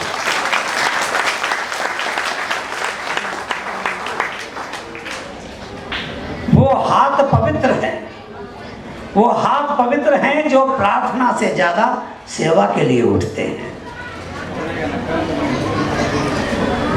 सेवा और प्रार्थना, प्रार्थना वचन है और सेवा कर्म है। इसलिए तब मुझे ध्यान में आता है, एक कुआं है, कुएं से पानी निकला, बहकर गया, उसमें करेला पैदा हुआ, कड़वा निकला। आगे बहकर गया, इमली को लगा, इमली खट्टी हो गई। वही पानी आगे गया, तो वहाँ मीठा गन्ना पैदा होगा। पानी तो एक है, कुआं भी एक है, पर करेला कड़वा क्यों हुआ, इमली खट्टी क्यों हुई, गन्ना मीठा क्यों हुआ? दोष पानी का है क्या? नहीं, बीज का। जैसा बीज वैसा फल, जैसी दृष्टि वैसी सृष्टि। बीज संस्कार है, मनुष्य की पहचान उसके संस्कारों से होती है, उसकी रक्षा करना। बीज से वृक्ष पैदा होता है और वृक्ष पर हजारों पक्षी आश्रय प्राप्त करते हैं, उसमें फल लगता है और मनुष्य को आरोग्य प्रदान करता है और पर्यावरण को शुद्ध करता है। वही सेवा का अर्थ है। उसी के संदर्भ में अगर हम विचार करें तब हमें ध्यान में आता है कि जब हम सेवा करते हैं तो यहाँ का बैंक बैलेंस कम होता है, पर मेरा ये विश्वास है यहाँ का बैंक बैलेंस कम होता है, ईश्वर की बैंक में बैंक बैलेंस बढ़ता है। मछली के बच्चे ने अपनी माँ से पूछा, मछली से, कि माँ एक बात बताओ, दुनिया सड़क पे दौड़ रही है और अपन पानी में है, अपन सड़क पे क्यों नहीं चल सकते हैं? मछली ने कहा कि बेटे, अपन फिश हैं, अपन जल में रहते हैं, बाहर नहीं गए, ये अच्छा है, क्योंकि हम फिश हैं और दुनिया सेल्फिश है। इसके बीच में सेवा का भाव कैसे खड़ा होगा, ये प्रश्न आकर खड़ा होता है। पके हुए फल की 3 पहचान है। पके हुए फल की 3 पहचान है। एक तो वो नरम होता है, दूसरा वो मीठा होता है और तीसरा उसका रंग परिवर्तित होता है। सेवा करने वाले के भी 3 पहचान हैं। वह व्यवहार में नम्र होता है, वाणी से मीठा होता है और आत्मविश्वास के रंग से वह परिपूर्ण होता है। ये उसकी पहचान है। तो मुझे एक प्रसंग याद आ रहा है। अरबपति रतन टाटा, उनको एक पत्रकार का फोन आया, कहा कि मैं आपका इंटरव्यू लेना चाहता हूँ, साक्षात्कार लेना चाहता हूँ। रतन टाटा का मेरे पास समय नहीं है। बोले नहीं, मैं वहाँ आना नहीं चाहता हूँ। फिर मुझे आप टेलीफोन पे ही साक्षात्कार दे दें। पूछो क्या पूछना है। उसने एक ही प्रश्न पूछा, जीवन की सच्ची खुशी आपको कब मिली थी? उन्होंने कहा कि मैंने जीवन को 4 हिस्सों में बांटा है। पहला चरण मेरा था सच्चा सुख प्राप्त करने के लिए मैंने धन और साधन को जुटाया, खूब धन कमाया, खूब साधन जुटाए, पर मुझे फिर सच्चा सुख प्राप्त नहीं हुआ। दूसरा चरण मेरा था कीमती वस्तुओं को, बहुमूल्य वस्तुओं का संग्रह करूं। वे सब किया तो मुझे ध्यान में आया कि ये चीजें जितनी भी हैं ये अस्थायी हैं, नाशवान हैं और ये आज चमक है, कल ये चमक समाप्त होने वाली है। तीसरा चरण जब मेरा प्रारंभ हुआ तो मैंने विचार किया कि दुनिया में प्रोजेक्ट लगाऊंगा, बड़े से बड़े प्रोजेक्ट लगाऊंगा। और सुनकर आपको आश्चर्य होगा कि भारत और अफ्रीका में 95% डीजल की सप्लाई मेरी थी। मैं दुनिया का सबसे बड़ा आदमी प्रोजेक्टर था, पर फिर भी मुझे सुख नहीं मिला। एक दिन मेरे एक मित्र का फोन आया, रतन जी, बोले क्या? विकलांग जो बच्चे हैं, जिन्हें दिव्यांग कहते हैं आज, उनको व्हील चेयर देना है। कितनी चाहिए? 200। खरीद लो। खरीद ली गई। बिल भेज देना। बिल भेज दिया। बांट दो। नहीं। क्यों? जब तक आप नहीं आएंगे हम व्हील चेयर नहीं बांटेंगे। मुझे समय नहीं है। बोले जब समय मिलेगा, 1 महीना, 2 महीना, 4 महीना, 6 महीना, साल, 2 साल, आप जब कहोगे आओगे आप ही बांटने के लिए। मैंने समय निकाला, मैं पहुंचा। मैंने उन दिव्यांग बच्चों को बुलाया, एक एक को व्हील चेयर दी। बच्चे व्हील चेयर पर बैठकर इतने आनंदित हुए, जिसको देता था वो बैठकर इतना आनंदित होता था, उछलता था, प्रसन्नता के साथ जाता था और दौड़ते हुए एक मैदान में इकट्ठे हुए। ऐसा लगा जैसे उन्होंने बड़ी विजय प्राप्त कर ली हो। वह देखकर मुझे बहुत आनंद हुआ। जब मैं जाने लगा तो एक विकलांग बच्चा मेरे पास आया, उसने मेरी टांग पकड़ ली। मैंने उस टांग को ताकत के साथ छुड़ाने की कोशिश की तो उसने और कस के पकड़ ली। उससे पूछा मैंने, और कुछ चाहिए तुम्हें? नहीं। फिर क्या चाहिए? मैं आपके चेहरे को गौर से देखना चाहता हूं। क्यों? जब स्वर्ग में मेरी आपसे भेंट होगी तो मैं आपको पहचान सकूं और मैं आपको धन्यवाद दे सकूं कि जीवन की खुशी देने वाले आप ही थे। मेरे मित्रों, उन्होंने कहा कि मुझे असली खुशी उसी दिन प्राप्त हुई थी। घी तो घी है, घी अगर आग में डलेगा आग भभक जाएगी, घी यदि राख में डलेगा तो बर्बाद हो जाएगा, घी अगर खिचड़ी में डलेगा खिचड़ी स्वादिष्ट हो जाएगी, घी यदि हलवे में डलेगा सुगंधित हो जाएगी, पौष्टिक हो जाएगा हलवा, और घी यदि दीप में डलेगा तो प्रकाश होगा।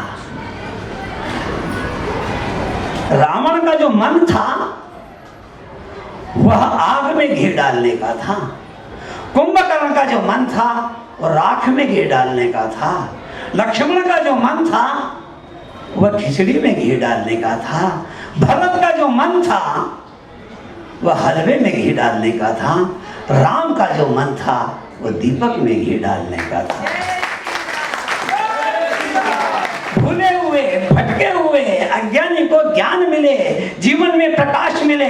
मेरा विश्वास है यह जो रुग्ण केंद्र अशोक जी के नाम पर यह दीपक में घी डालने का है कि जीवन में लोगों के प्रकाश आ जाए, लोगों के बीच में आरोग्य आ जाए, जीवन परिवर्तित हो जाए। उसके लिए यह आवश्यक है। स्वयं को खोजना है तो दूसरों की सेवा में खो जाओ, स्वयं पा जाओगे। इसलिए सेवा निवृत्त नहीं होता है सूर्य, सेवा निवृत्त नहीं होता है चंद्रमा, सेवा निवृत्त नहीं होती है सड़क, सेवा निवृत्त नहीं होती है खुशबू, सेवा निवृत्त नहीं होती मेरी माँ, सेवा निवृत्त नहीं होते हैं संत, ये कभी भी सेवा निवृत्त नहीं होते हैं। और ये रुग्ण सेवा सदन उसी का प्रतिनिधि है, ये यहाँ का दीप स्तंभ है। इसी मंगल भावना के साथ मैं निवेदन करता हूँ, पर एक बात जरूर कहना चाहता हूँ। एक जॉन डी फैलर हुए हैं, उनकी घटना नहीं सुनाऊंगा।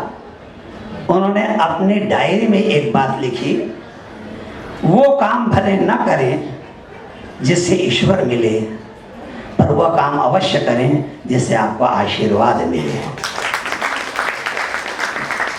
भला करोगे तो लाभ होगा, भला का उल्टा लाभ होता है। भला करोगे लाभ होगा, दया करोगे तो याद रहोगे, दया का उल्टा याद होता है। इसलिए एक और बात कहना चाहता हूँ, थोड़ी सी कड़वी जरूर है। ये जो स्वाभिमान है और अभिमान में बड़ी दोस्ती है, बहुत पतली सी रेखा है। सेवा करते करते ये जो स्वाभिमान है कब अभिमान में बदल जाता है पता नहीं लगता। पतली सी रेखा है, स्वाभिमान अभिमान में बदल जाता है। और किसी को रूप का अभिमान होता है, किसी को धन का होता है, किसी को ज्ञान का होता है, किसी को प्रभाव का होता है, किसी को पद का होता है, किसी को दान का होता है, किसी को सेवा का होता है, हो जाता है।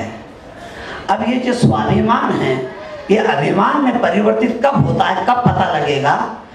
तो उसकी एक सरल सी पहचान है। सामान्य व्यक्ति का सामान्य तापमान 98.6 फ़ारेनहाइट होता है, और जैसे ही आप अभिमान की बात करना प्रारंभ करेंगे और जब आप अपनी बात जोर से करेंगे, ये मैंने बनाया है, ये मैंने किया है, इसका निर्माण मैंने किया है, ये पत्थर लगा है मेरे नाम का लगा है, इसको देखो, उसी समय देख लेना शरीर का तापमान बढ़ता है। एक हाथ से दूसरे हाथ को छू कर देख लेना, तापमान बढ़ रहा हो तो समझ लेना स्वाभिमान अहंकार में परिवर्तित हो रहा है।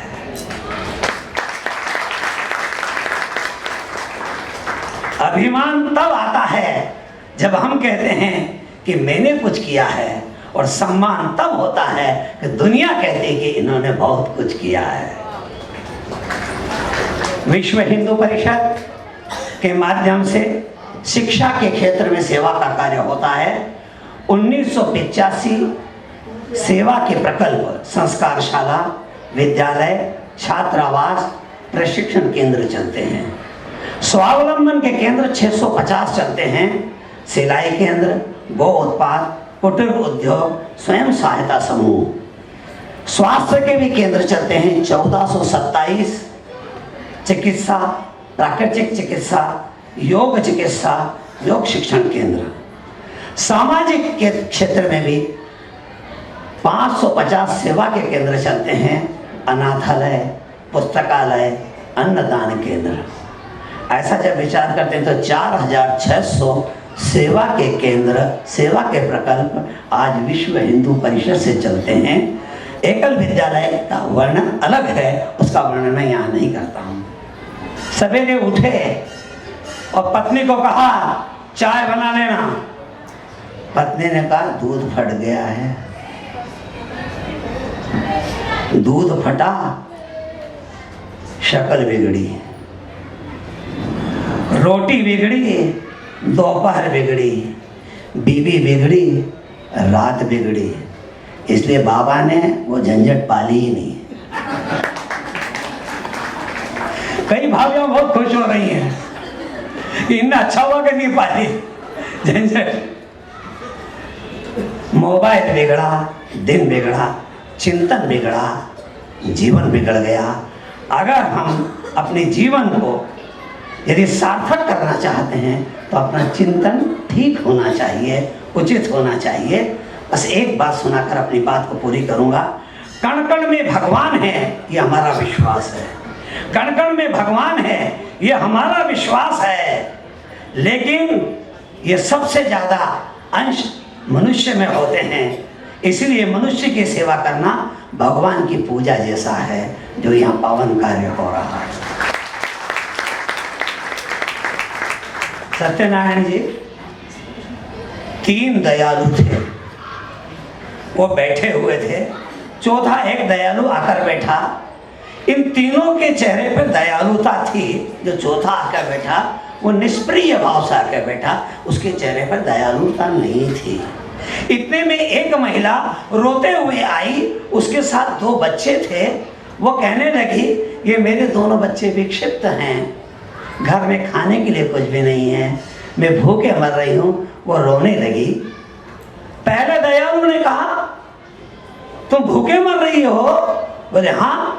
कैसा है ये राज्य? इसके राज्य के नीति निर्देशक तत्व में भूखे की चिंता करना है। ये राज्य अगर इसकी सेवा नहीं कर रहा है तो मैं लोकसभा में और विधानसभा में आवाज उठाऊंगा। दूसरे दयालु ने कहा तुम रो क्यों रही हो? बोले कुछ है नहीं इसलिए रो रही हूं। तुम्हारे गांव के लोग मूर्ख हैं क्या? क्या वो इतनी व्यवस्था नहीं कर सकते तो तुम्हारी, जो तुम्हें यहाँ छोड़ दिया है? उन्हें शर्म नहीं आती है? वो चिंता नहीं कर सकते थे क्या? गांव के लोगों को शर्म आना चाहिए कि अपने गांव की कोई महिला भूखे मर रही है, उसके बच्चे भूखे मर रहे हैं। चुप हो गए। तीसरे व्यक्ति ने कहा मैं बहुत भावुक किस्म का व्यक्ति हूँ, माँ तुम रो मत, तो मुझे रोना आ जाएगा।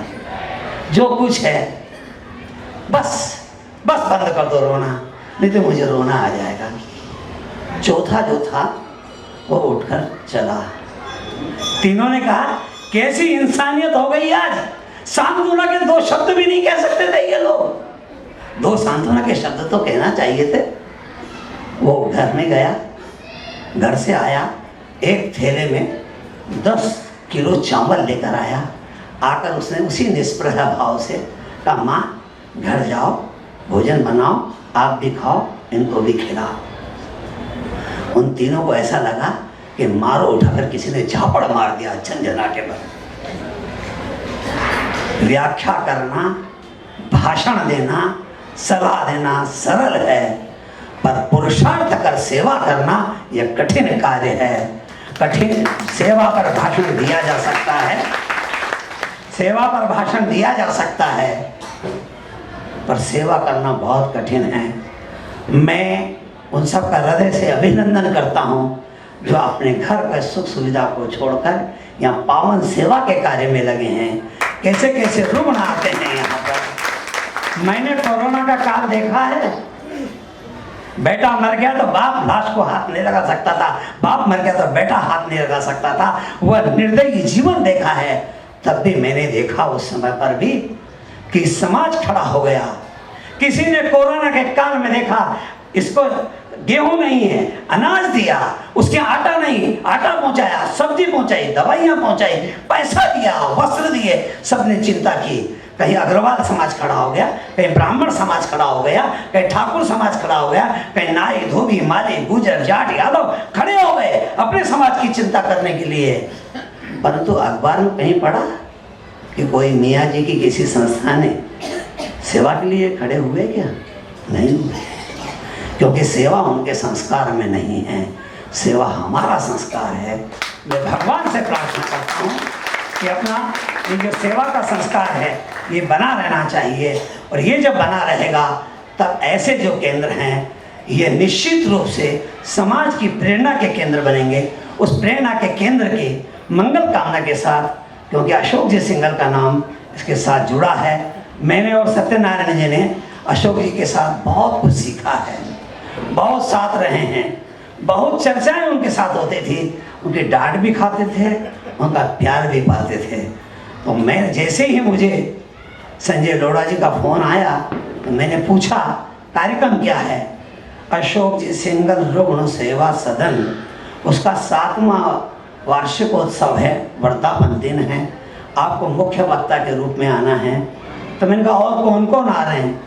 उनका सत्यनारायण जी मौर्य आ रहे हैं, उनकी पुस्तक का विमोचन है, रामकृष्ण मठ के स्वामी जी आ रहे हैं और प्रिंसिपल साहब आ रहे हैं।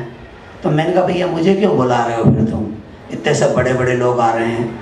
उनका नहीं, कोई ना कोई विश्व हिंदू परिषद का व्यक्ति भी चाहिए, इसलिए आप ही आ जाओ। तो फिर मैंने सोचा कि इस भाव में क्या महंगा है, चलो चलते हैं। और मैं निश्चित रूप से भाग्यवान हूँ, यहाँ सेवा करने वाले भी बैठे हैं, दान देने वाले भी बैठे हैं, उत्साहित करने वाले भी बैठे हैं, पुरुषार्थ करने वाले भी बैठे हैं। आप सबके चरणों में अपनी प्रार्थना समर्पित करते हुए अपनी वाणी को विराम देता हूँ। जय श्री राम, जय श्री राम। इसके बाद फिर मैं अपना डिपार्टमेंट वापस बहन जी को दे दूंगा, क्योंकि देख रहे हैं माहौल बदल गया। सांवला जी ये बता, सांवला जी जब आपने बड़ी अच्छी बात कही कि जब व्यक्ति कोई काम करता तो धीरे धीरे बदल जाता है। अपन भारत में इसलिए पता नहीं पड़ता, अमेरिका में हर 2 महीने में पेड़ के रंग चेंज हो जाते हैं, भाई सब देखा होगा। अगर गांव में जाएंगे तो मालूम पड़ेगा, शहर में पता। अब बहुत सारे जो सेवा कार्य कर रहे हैं उनको पता सेवा में क्या बदलाव आता है आम आदमी को। जब किसी गांव के बच्चे से पूछो बेटा रुई कहाँ से प्राप्त होती है, तो गांव का बच्चा बोलता अंकल जी रुई खेत से प्राप्त होती है। और जब बंबई के किसी कॉलेज में पढ़ने वाले, आप भाई साहब वासुदेव जी आप पूछना अपने वहाँ पे अपने कॉलेज में बच्चों से कि रुई कहाँ से प्राप्त होती है, तो अपने बंबई का बच्चा उत्तर देता है अंकल जी जब रजाई और गद्दे फट जाते हैं उसमें से रुई प्राप्त होती है। तो अब ये सेवा का आनंद क्या होता है हर किसी को पता। पर जैसे आप देखते ना, सेवा जब फलित होते तो आगे बदल जाता है। विवेकानंद जी का भी पुराना जीवन पढ़ो, हालत बहुत तार्किक थे, सब कुछ थे, लेकिन जब सेवा का रंग चढ़ा तो कपड़े भी, भाई महाराज जी में और आप में क्या अंतर है? क्यों उनमें सेवा पूरी चढ़ गई तो पूरा का पूरा एक व्यक्ति तो बदल गया। और यहाँ तो उनकी बात को समझने वाले बहुत लोग हैं, माननीय संजय जी बैठे, नवल जी बैठे, प्रसाद जी बैठे, ताली बजाइए इन सबके लिए। आपको ये सांवला जी ये प्रकल्प चालू हुआ उसके पहले ये जो व्यक्ति आप देख रहे हैं इधर अपने पास में, भाई साहब इधर जो तलाश्री पड़ता है उस तलाश्री में देखा कि मतलब एक मुर्दा पड़ा हुआ था और मुर्दे के साथ विवाह संस्कार हो रहा था। ये लोग बड़े परेशान, बोले ऐसा क्यों हो रहा है? तो बोले इसकी शादी तो हो गई, बच्चे भी हो गए, लेकिन विधान से विवाह नहीं हुआ। और विधान से विवाह नहीं हो तो समाज ने उनको स्वीकार, ऐसे महान पुरुषों ने जाकर वहां पे विवाह कराने का संकल्प लिया और लाखों विवाह जिनको समाज में स्वीकार नहीं, और ये सब विश्व हिंदू परिषद के तहत हुआ। भाई साहब ने तो बहुत कम संख्या बताई है, लेकिन ऐसे हजारों प्रकल्प। और स्वामी विवेकानंद ने तो पूरा जीवन ही समाज की सेवा में तार्किक थे। जब तक उनको लगता था परमात्मा मेरे अंदर है तब तक आदमी खुद के लिए काम करता था, लेकिन जब लगता सब तरफ परमात्मा ही है तो फिर परमात्मा की सेवा भी प्रारंभ हो जाती है। और जब परमात्मा की सेवा प्रारंभ होती है तो दिखाने की आवश्यकता दिखाने की आवश्यकता, कोई माँ अपने बच्चे को खिला के फोटो थोड़ी डालती है, लेकिन आजकल तो डालती फेसबुक पे। जैसे उनने कहा कि हम फिश हैं और ये सेलफिश हैं, तो आजकल देखना सेलफिश को हमेशा बोलता हूँ, सेलफिश के पास लोग बेचारे को सेल्फी खींचना पड़ती है, मतलब फोटो खींचने वाला भी एक नहीं। ताली बजाओ, ये जितने भी लोग हैं इनके फोटो हमारे फोटो हमको खींचने की जरूरत नहीं पड़ती है। आप कहीं कार्यक्रम करने जाते हो तो जो उसको खुद की फोटो नहीं, उसकी फोटो खींचने के लिए 1000 लोग होते हैं, फिर खुद का गुणगान नहीं करना पड़ता, उसका गुणगान और कोई करता है। मैंने इस सब बातें क्योंकि एक छोटी सी बात और बताऊं, जब ये प्रकल्प चालू हुआ था तो भाई साहब पैसा लिया गया कमरे के लिए। वासुदेव जब शुरू में, दिनेश जी को पता होगा, कमरे के लिए पैसे लिए तो हम लोगों के पास जाते थे, स्वरूप चंद जी, उनके नाम पे ताली बजाइए, पूरा बीच का प्रकल्प तो उनका बड़ा सहयोग था। तो जब कमरे के लिए गए तो एक भाई अपनी औकात से मांगेंगे ना, संजय भी और हम जाते थे किसी, अब हमारी औकात उतनी 1 लाख रुपए का कमरा, अब वो कमरा मांगा तो बोले कमरे का तो पैसा मिल जाएगा लेकिन सेवा लगातार चलने का पैसा। जब यहाँ जनता की पुकार ने मतलब एम्बुलेंस दान करी तो लगातार एम्बुलेंस के लिए तो नाम लिखने के लिए कोई भी संस्था तैयार हो जाएगी, लेकिन बाद में रोज का डीजल पेट्रोल ड्राइवर का पैसा कहाँ से निकलेगा। लेकिन ताली बजाइए उन दानदाताओं के नाम पे कि आज वो भी कोई चिंता नहीं है, इतना भोजन हो रहा है, वो भी ऐसा वेटिंग में है। अगर आप चाहोगे परसों भोजन करा दे तो इतना आसान, जैसे एक अपना गुरुवायूर मंदिर वहां का दीप जलाना चाहते हो, 60 साल की वेटिंग है। आज पैसा जमा कराओ 1 लाख दीपक का, 60 साल बाद आपका नंबर आएगा। सेवा में इस प्रकार की वेटिंग के हमारे काम चलते रहे और ये जो संतों का आशीर्वाद हमको इसी प्रकार से मिलता रहे। और ऐसे एक प्रकल्प नहीं, देश भर में कई प्रकल्प भाई साहब, ये प्रकल्प तो है ही, लेकिन ऐसे जितने प्रकल्प भाई साहब ने गिनाए हैं विश्व हिंदू परिषद के, उतने उससे कई गुना प्रकल्प होंगे। और हर आदमी अपने आप में प्रकल्प है। आप भी एक संकल्प लेकर जाइएगा कि यहाँ से जब वापस लौटे तो हम खुद एक प्रकल्प बन जाएं, जहां हम खड़े हो जाएं वहीं अशोक सिंघल जैसे कई सारे प्रकल्प खड़े हो जाएं। तो अब मैं आपके बीच में बिल्कुल श्रद्धा से, सम्मान से एक संत, क्योंकि हम तो कभी कभी सेवा करते हैं लेकिन संत तो 24 घंटे सेवा करते ना, 24 आवर उनका पूरा जीवन ही सेवामय हो जाता है। और जिनने स्वामी रामकृष्ण परमहंस, उनने तो पूरे जीवन को क्या दिया, जाने कितने विवेकानंद तैयार किए। तो अपने आप ही भी मठ है, ये भी जाने कितने विवेकानंद तैयार हो रहे हैं। जैसे स्वामी रामकृष्ण का एक विवेकानंद था, उनमें ताली बजाइए, ये भी एक विवेकानंद है हमारे बीच में, जो भी समाज का, जैसे मैंने कहा था, भाव सेवा का मन में जब भी जगे, समझो कि राम कहीं आसपास हो, आसपास है। तो ऐसे ही सेवा का उपदेश देने वाले स्वामी देवकांतानंद जी, जोरदार ताली बजाइए उनके नाम पे। मैं उनको मंच पर आमंत्रित करता हूँ।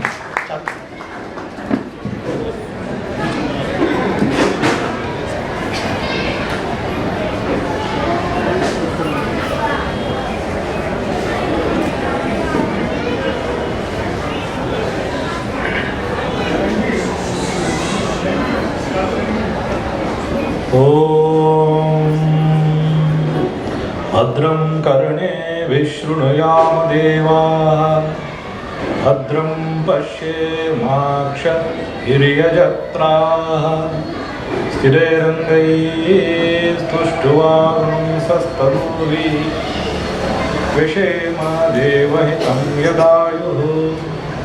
स्वस्ति न इन्द्रो वृद्धश्रवाः, स्वस्ति न पूषा विश्ववेदाः, स्वस्ति नस्तार्क्ष्यो अरिष्टनेमिः, स्वस्ति नो बृहस्पतिर्दधातु।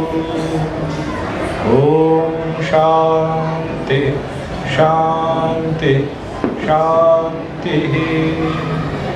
हरिः ओम्।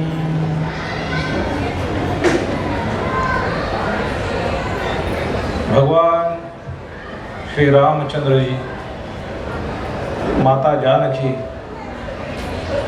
महावीर हनुमान जी, इनके चरणों में मैं अपना प्रणाम निवेदन करके आप सभी लोगों के सामने आज उपस्थित होने का मुझे मौका मिला है। मुझे इससे अत्यंत आनंद और धन्यता का बोध हो रहा है। आप सभी माताएं यहाँ उपस्थित जो है, सभी हमारे भाई बंधुगण, इस केंद्र से जुड़े हुए, विश्व हिंदू परिषद से, संघ से जुड़े हुए सभी महानुभाव, सावला जी है, जोग सिंह जी है, तैलियनीय जी है और रामुका जी है, सत्यनारायण मौर्य जी है। इन सभी को मैं मेरा विनम्र नमस्कार निवेदन करता हूँ। आज के प्रमुख अतिथि भी है हरि वासुदेवन जी, इनको भी मैं मेरा श्रद्धापूर्वक नमस्कार निवेदन करता हूँ।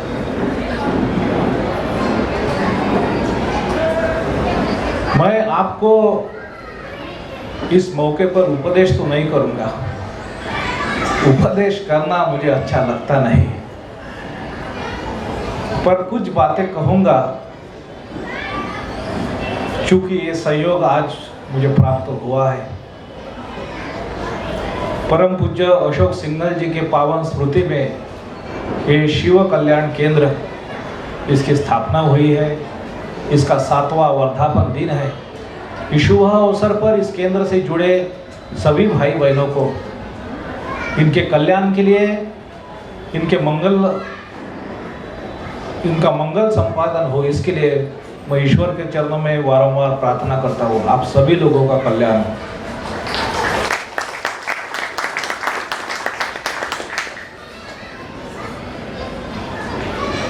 मैं नवल जी आए थे, नवल पुराणिक जी मुझे लेने के लिए आश्रम में। मैं उनको कह रहा था कि मुझे बाहर जाना अच्छा नहीं लगता, या फिर सामाजिक भी किसी कार्यों में शामिल होना मुझे अच्छा नहीं लगता, और भाषण करना भी मुझे अच्छा नहीं लगता। ये मेरी प्रकृति नहीं है, पर ये हमारे धर्म की, हमारे संस्कृति की, हमारी सभ्यता की परंपरा रही है कि सन्यासी विचरण करे, वो अपना स्थायी भाव ना बनाए। समाज, धार्मिक लोग, गृहस्थ उनको भिक्षा दे और ये इनका थोड़ा प्रबोधन करे, इस मार्ग पर धर्म और अध्यात्म की कुछ दो बातें उनको बोले। ये हमारी धर्म की, संस्कृति की, सभ्यता की परंपरा रही है। ये एक बंधन भी है, तो इस बंधन को भी मुझे कुछ हद तक तो निर्वाह करना पड़ता है। तो इस दृष्टि से भी गीता के 13वें अध्याय में, अभी गीता में तो आप सभी लोगों ने पढ़ाई होगा, ध्यान भी आपको आप देते हैं, आप विश्व हिंदू परिषद में यहाँ पे आते हैं वारंवार वक्ता, या फिर आप स्वयं भी, आप धर्मप्राण व्यक्ति है सभी, तो जरूर ये विषयों का तो इसकी चर्चा आपके श्रवण करते होगे, पठन पाठन में होगा। तो बहुत सारी बातें हैं। तो कभी क्या होता है, हम लोगों को एक आध बात जो है बड़ी अच्छी लगती है, वो हमारे मन में रह जाती है। तो 13वें अध्याय में एक श्लोक का अंश आता है, तो उसमें कहते हैं, तो ये लक्षण बताए गए हैं, ठीक है कि नहीं। तो उसमें ये शब्द आते हैं, विविक्त देश सेवित्वम अनतीर जन संसदी।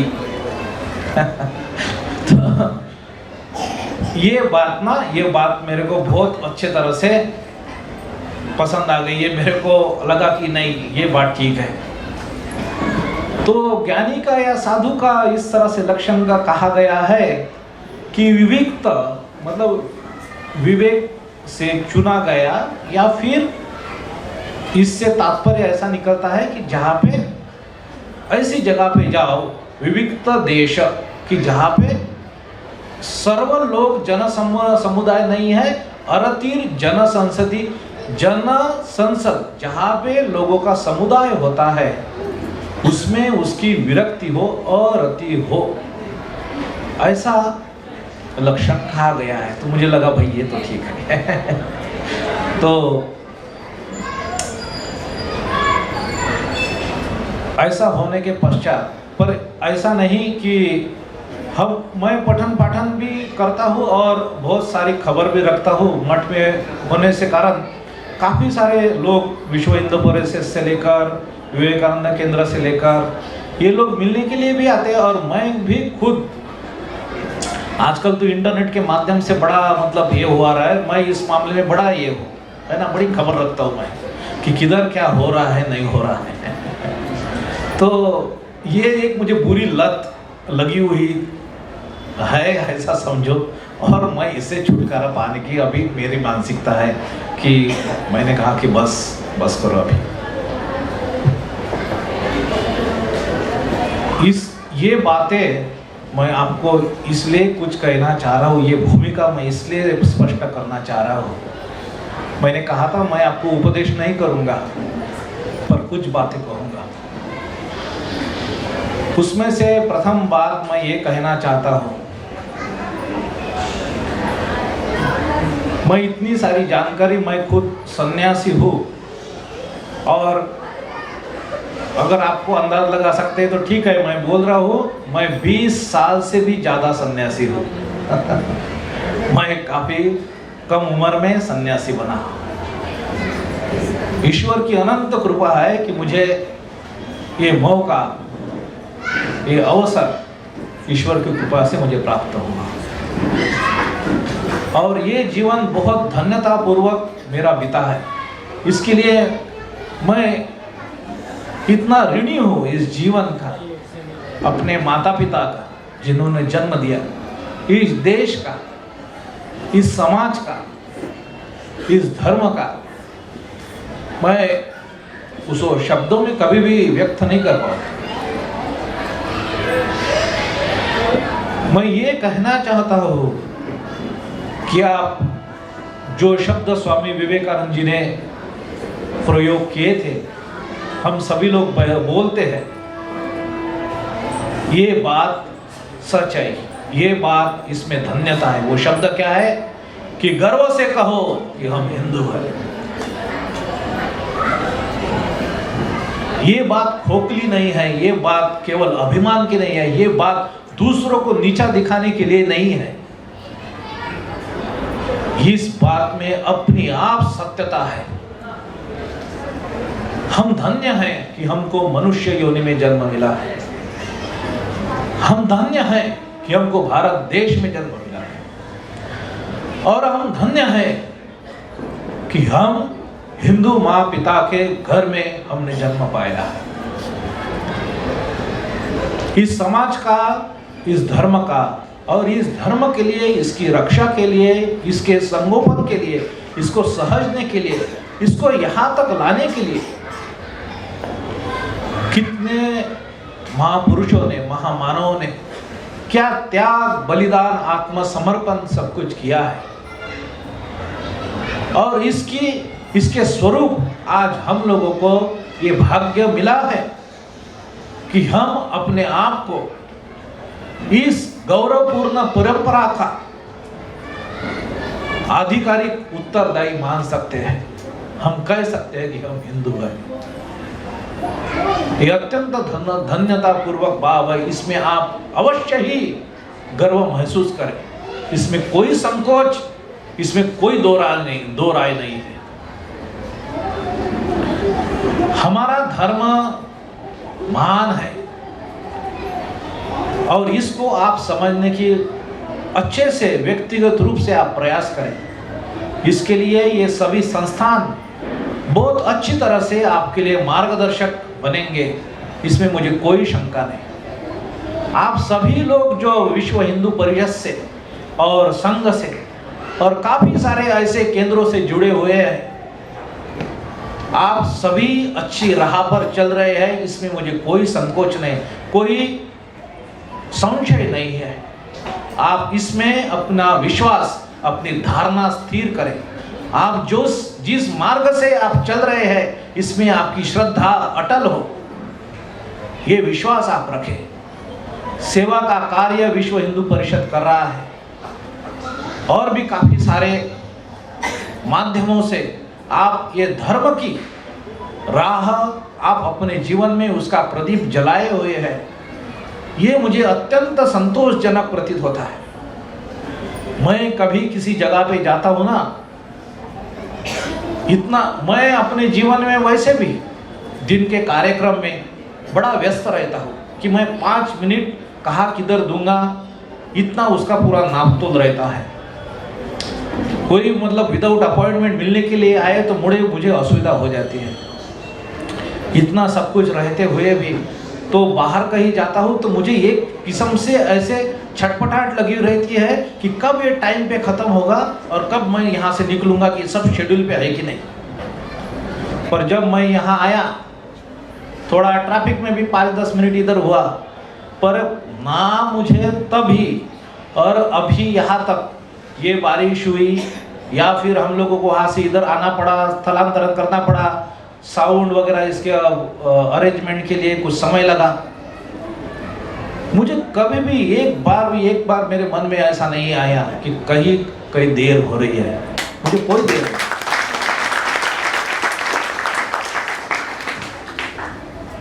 और आप सभी लोगों के पास, आपके समक्ष, आपके बीच में उपस्थित होकर मुझे अपने लोगों के बीच मैं आया हूं, यही भाव मुझे प्रतीत हुआ है। मैं ये बात आपको कहना चाहता हूं कि भारत का पुनरुत्थान, हमारा हिंदू धर्म, वेदांत, उसकी जड़, उसकी नींव, यह सत्य पर आधारित है, जो व्यक्तिगत नहीं है, व्यक्ति सापेक्ष नहीं है, जो तत्वनिष्ठ है, पुरुषनिष्ठ नहीं, तत्वनिष्ठ है, किसी एक व्यक्ति पर आधारित नहीं। ये सत्य है, इसका कभी भी नाश नहीं होगा। ये नित्य नूतन है, इसलिए हम इसको सनातन कहते हैं।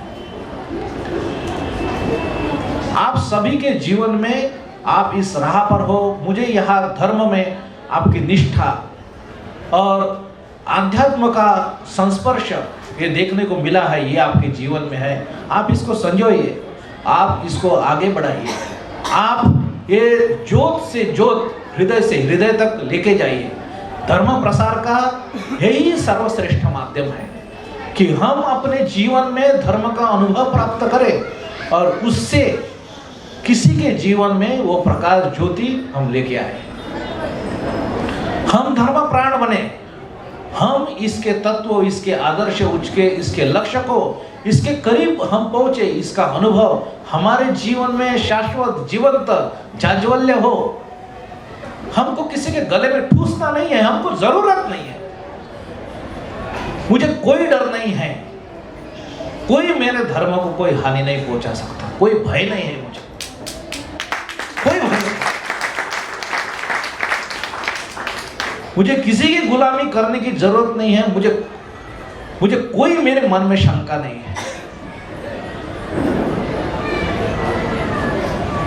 हमारी परंपरा में भगवान के शब्द हमको आश्वासन देते हैं, हमको कोई चिंता करने की जरूरत नहीं है। हमारे आराध्य है श्री राम जी,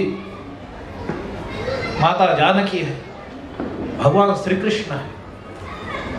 इनका जीवन दर्शन, इनकी वाणी और सब समय इनका नाम घोष करते हुए वारंवार यहाँ पे ईश्वर अंश, ईश्वर अवतार, ईश्वर कोटि महापुरुष जन्म लेंगे, वो इस कार्य को आगे बढ़ाएंगे।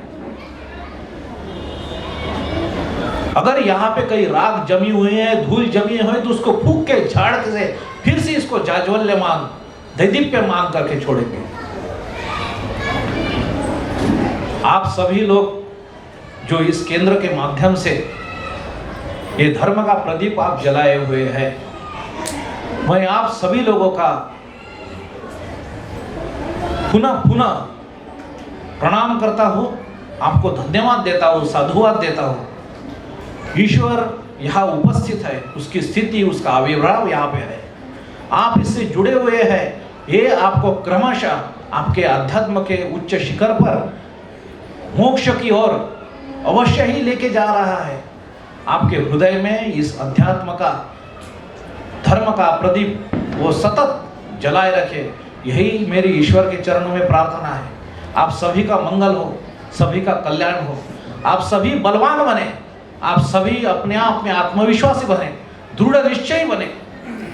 आप ईश्वर की भक्ति, इस रस का, उसकी कृपा का आप सभी व्यक्तिगत रूप से अपने हृदय में इसका आस्वादन कर पाए, यही मेरी ईश्वर के चरणों में प्रार्थना है।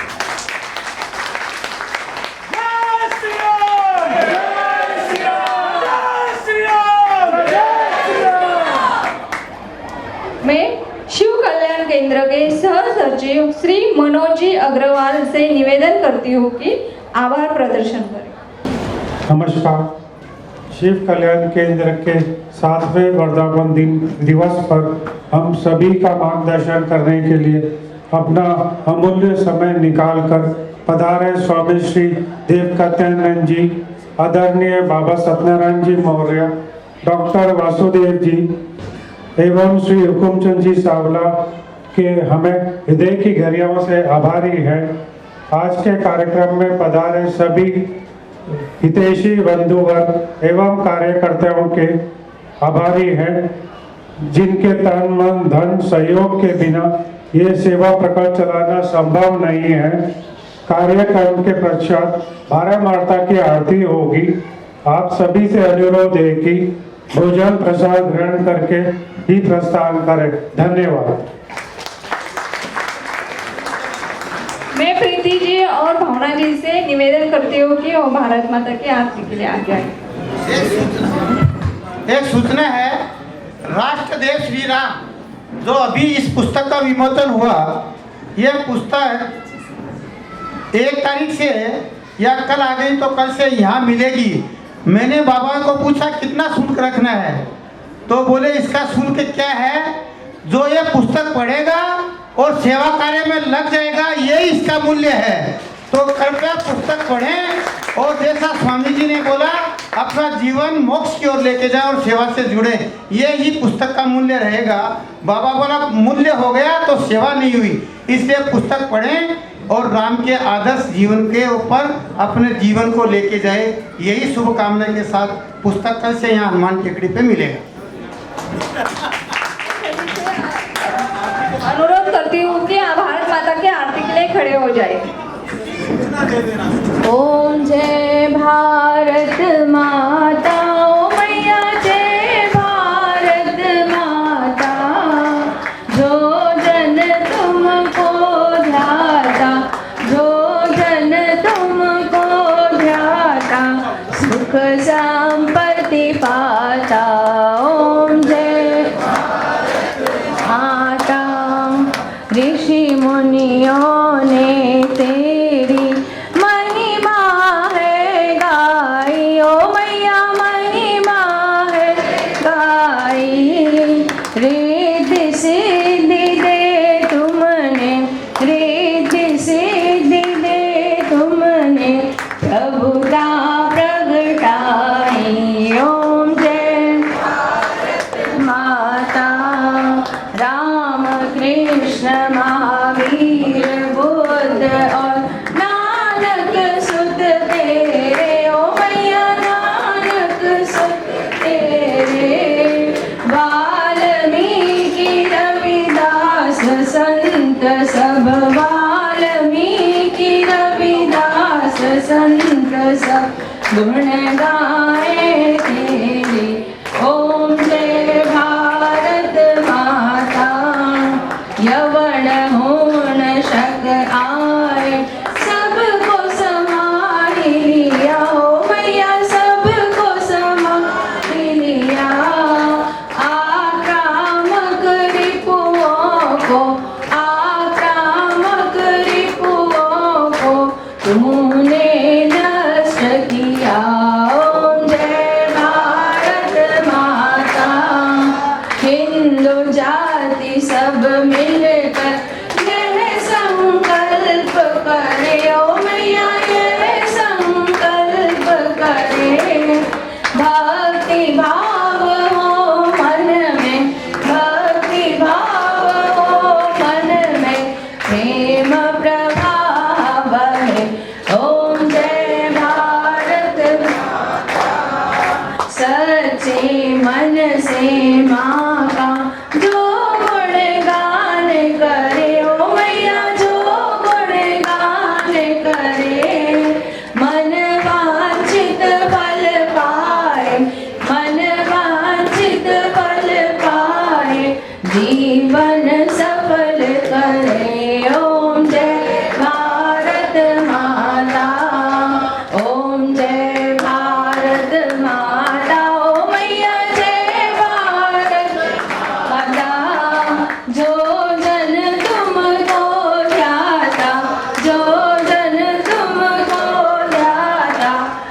संपत्ति पाता।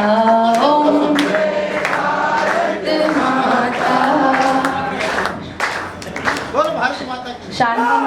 शांतिवन। ओम पूर्णमदः पूर्णमिदं पूर्णात् पूर्णमुदच्यते पूर्णस्य पूर्णमादाय पूर्णमेवावशिष्यते। ओम शांति शांति शांति। जय घोष। सच्चिदानंद भगवान की जय। भारत माता की जय। गौ माता की जय।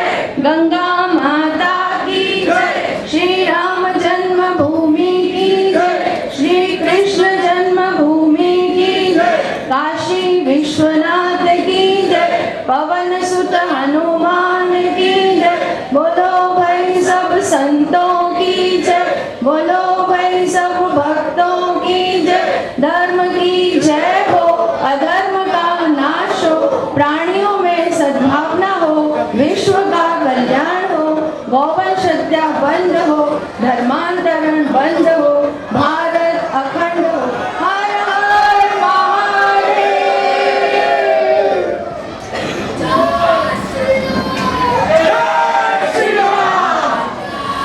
आप सभी से निवेदन है कि सभी जन भोजन प्रसाद ग्रहण करके जाइए। 78 वर्ष की उनकी उम्र है। 1973 की batch IIT Mumbai Powai gold medalist organic chemistry. ये उनकी कृपा है। उनका ये कई वर्षों के रिसर्च के बाद उन्होंने ये बनाया है और ये वह संजीवनी है जो सारी बीमारियों को ठीक करता है। कई हजार वर्ष पूर्व वाग्भट जी ने अष्टांग हृदयंगम में बताया है कि इस ब्रह्मांड में जितनी भी ज्ञात और अज्ञात बीमारियां हैं उन सभी का समाधान इस संजीवनी में है। अब प्रश्न ये निर्माण होता है कि संजीवनी है क्या।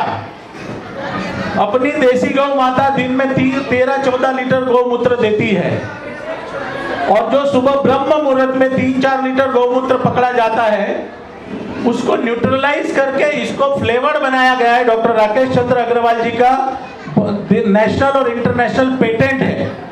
बावजूद उसके देश भर में करीब करीब 80 जगह पे इसका निर्माण कार्य हो रहा है और प्रतिमाह 4 लाख बोतल डायरेक्ट गौशाला से कंज्यूमर के पास जा रही है।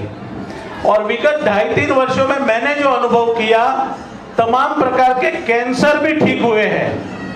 मैं कैंसर भी कह रहा हूं, टीबी ठीक होता है इससे। 80-82% हार्ट ब्लॉकेज इससे ठीक हुए हैं। 2 माह पहले बारिश के सीजन में डेंगू मलेरिया प्लेटलेट्स 10-12 हजार आ जाती थी। वो प्लेटलेट्स 40 ml 200 ml पानी के साथ चौथे डोज में वो हॉस्पिटल जाता नहीं, 1.5-2 लाख प्लेटलेट्स हो जाती है। और कई तरह की heart blockage, brain tumour, breast cancer की गांठें 16-16 mm की आज 4 mm हो गई है।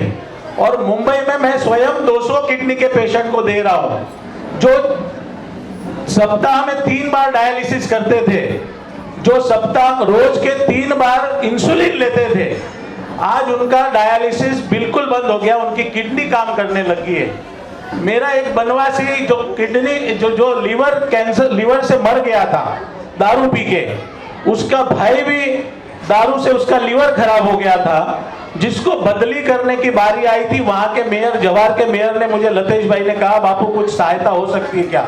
मैंने कहा क्या हो गया है, तो उन्होंने कहा कि उसका लीवर खराब हो गया, ट्रांसप्लांट करना पड़ेगा, परिवार वाले दे रहे 20 लाख खर्च है। मैंने कहा छोड़ दीजिए, अभी उसको क्या करना है हम ठीक करेंगे।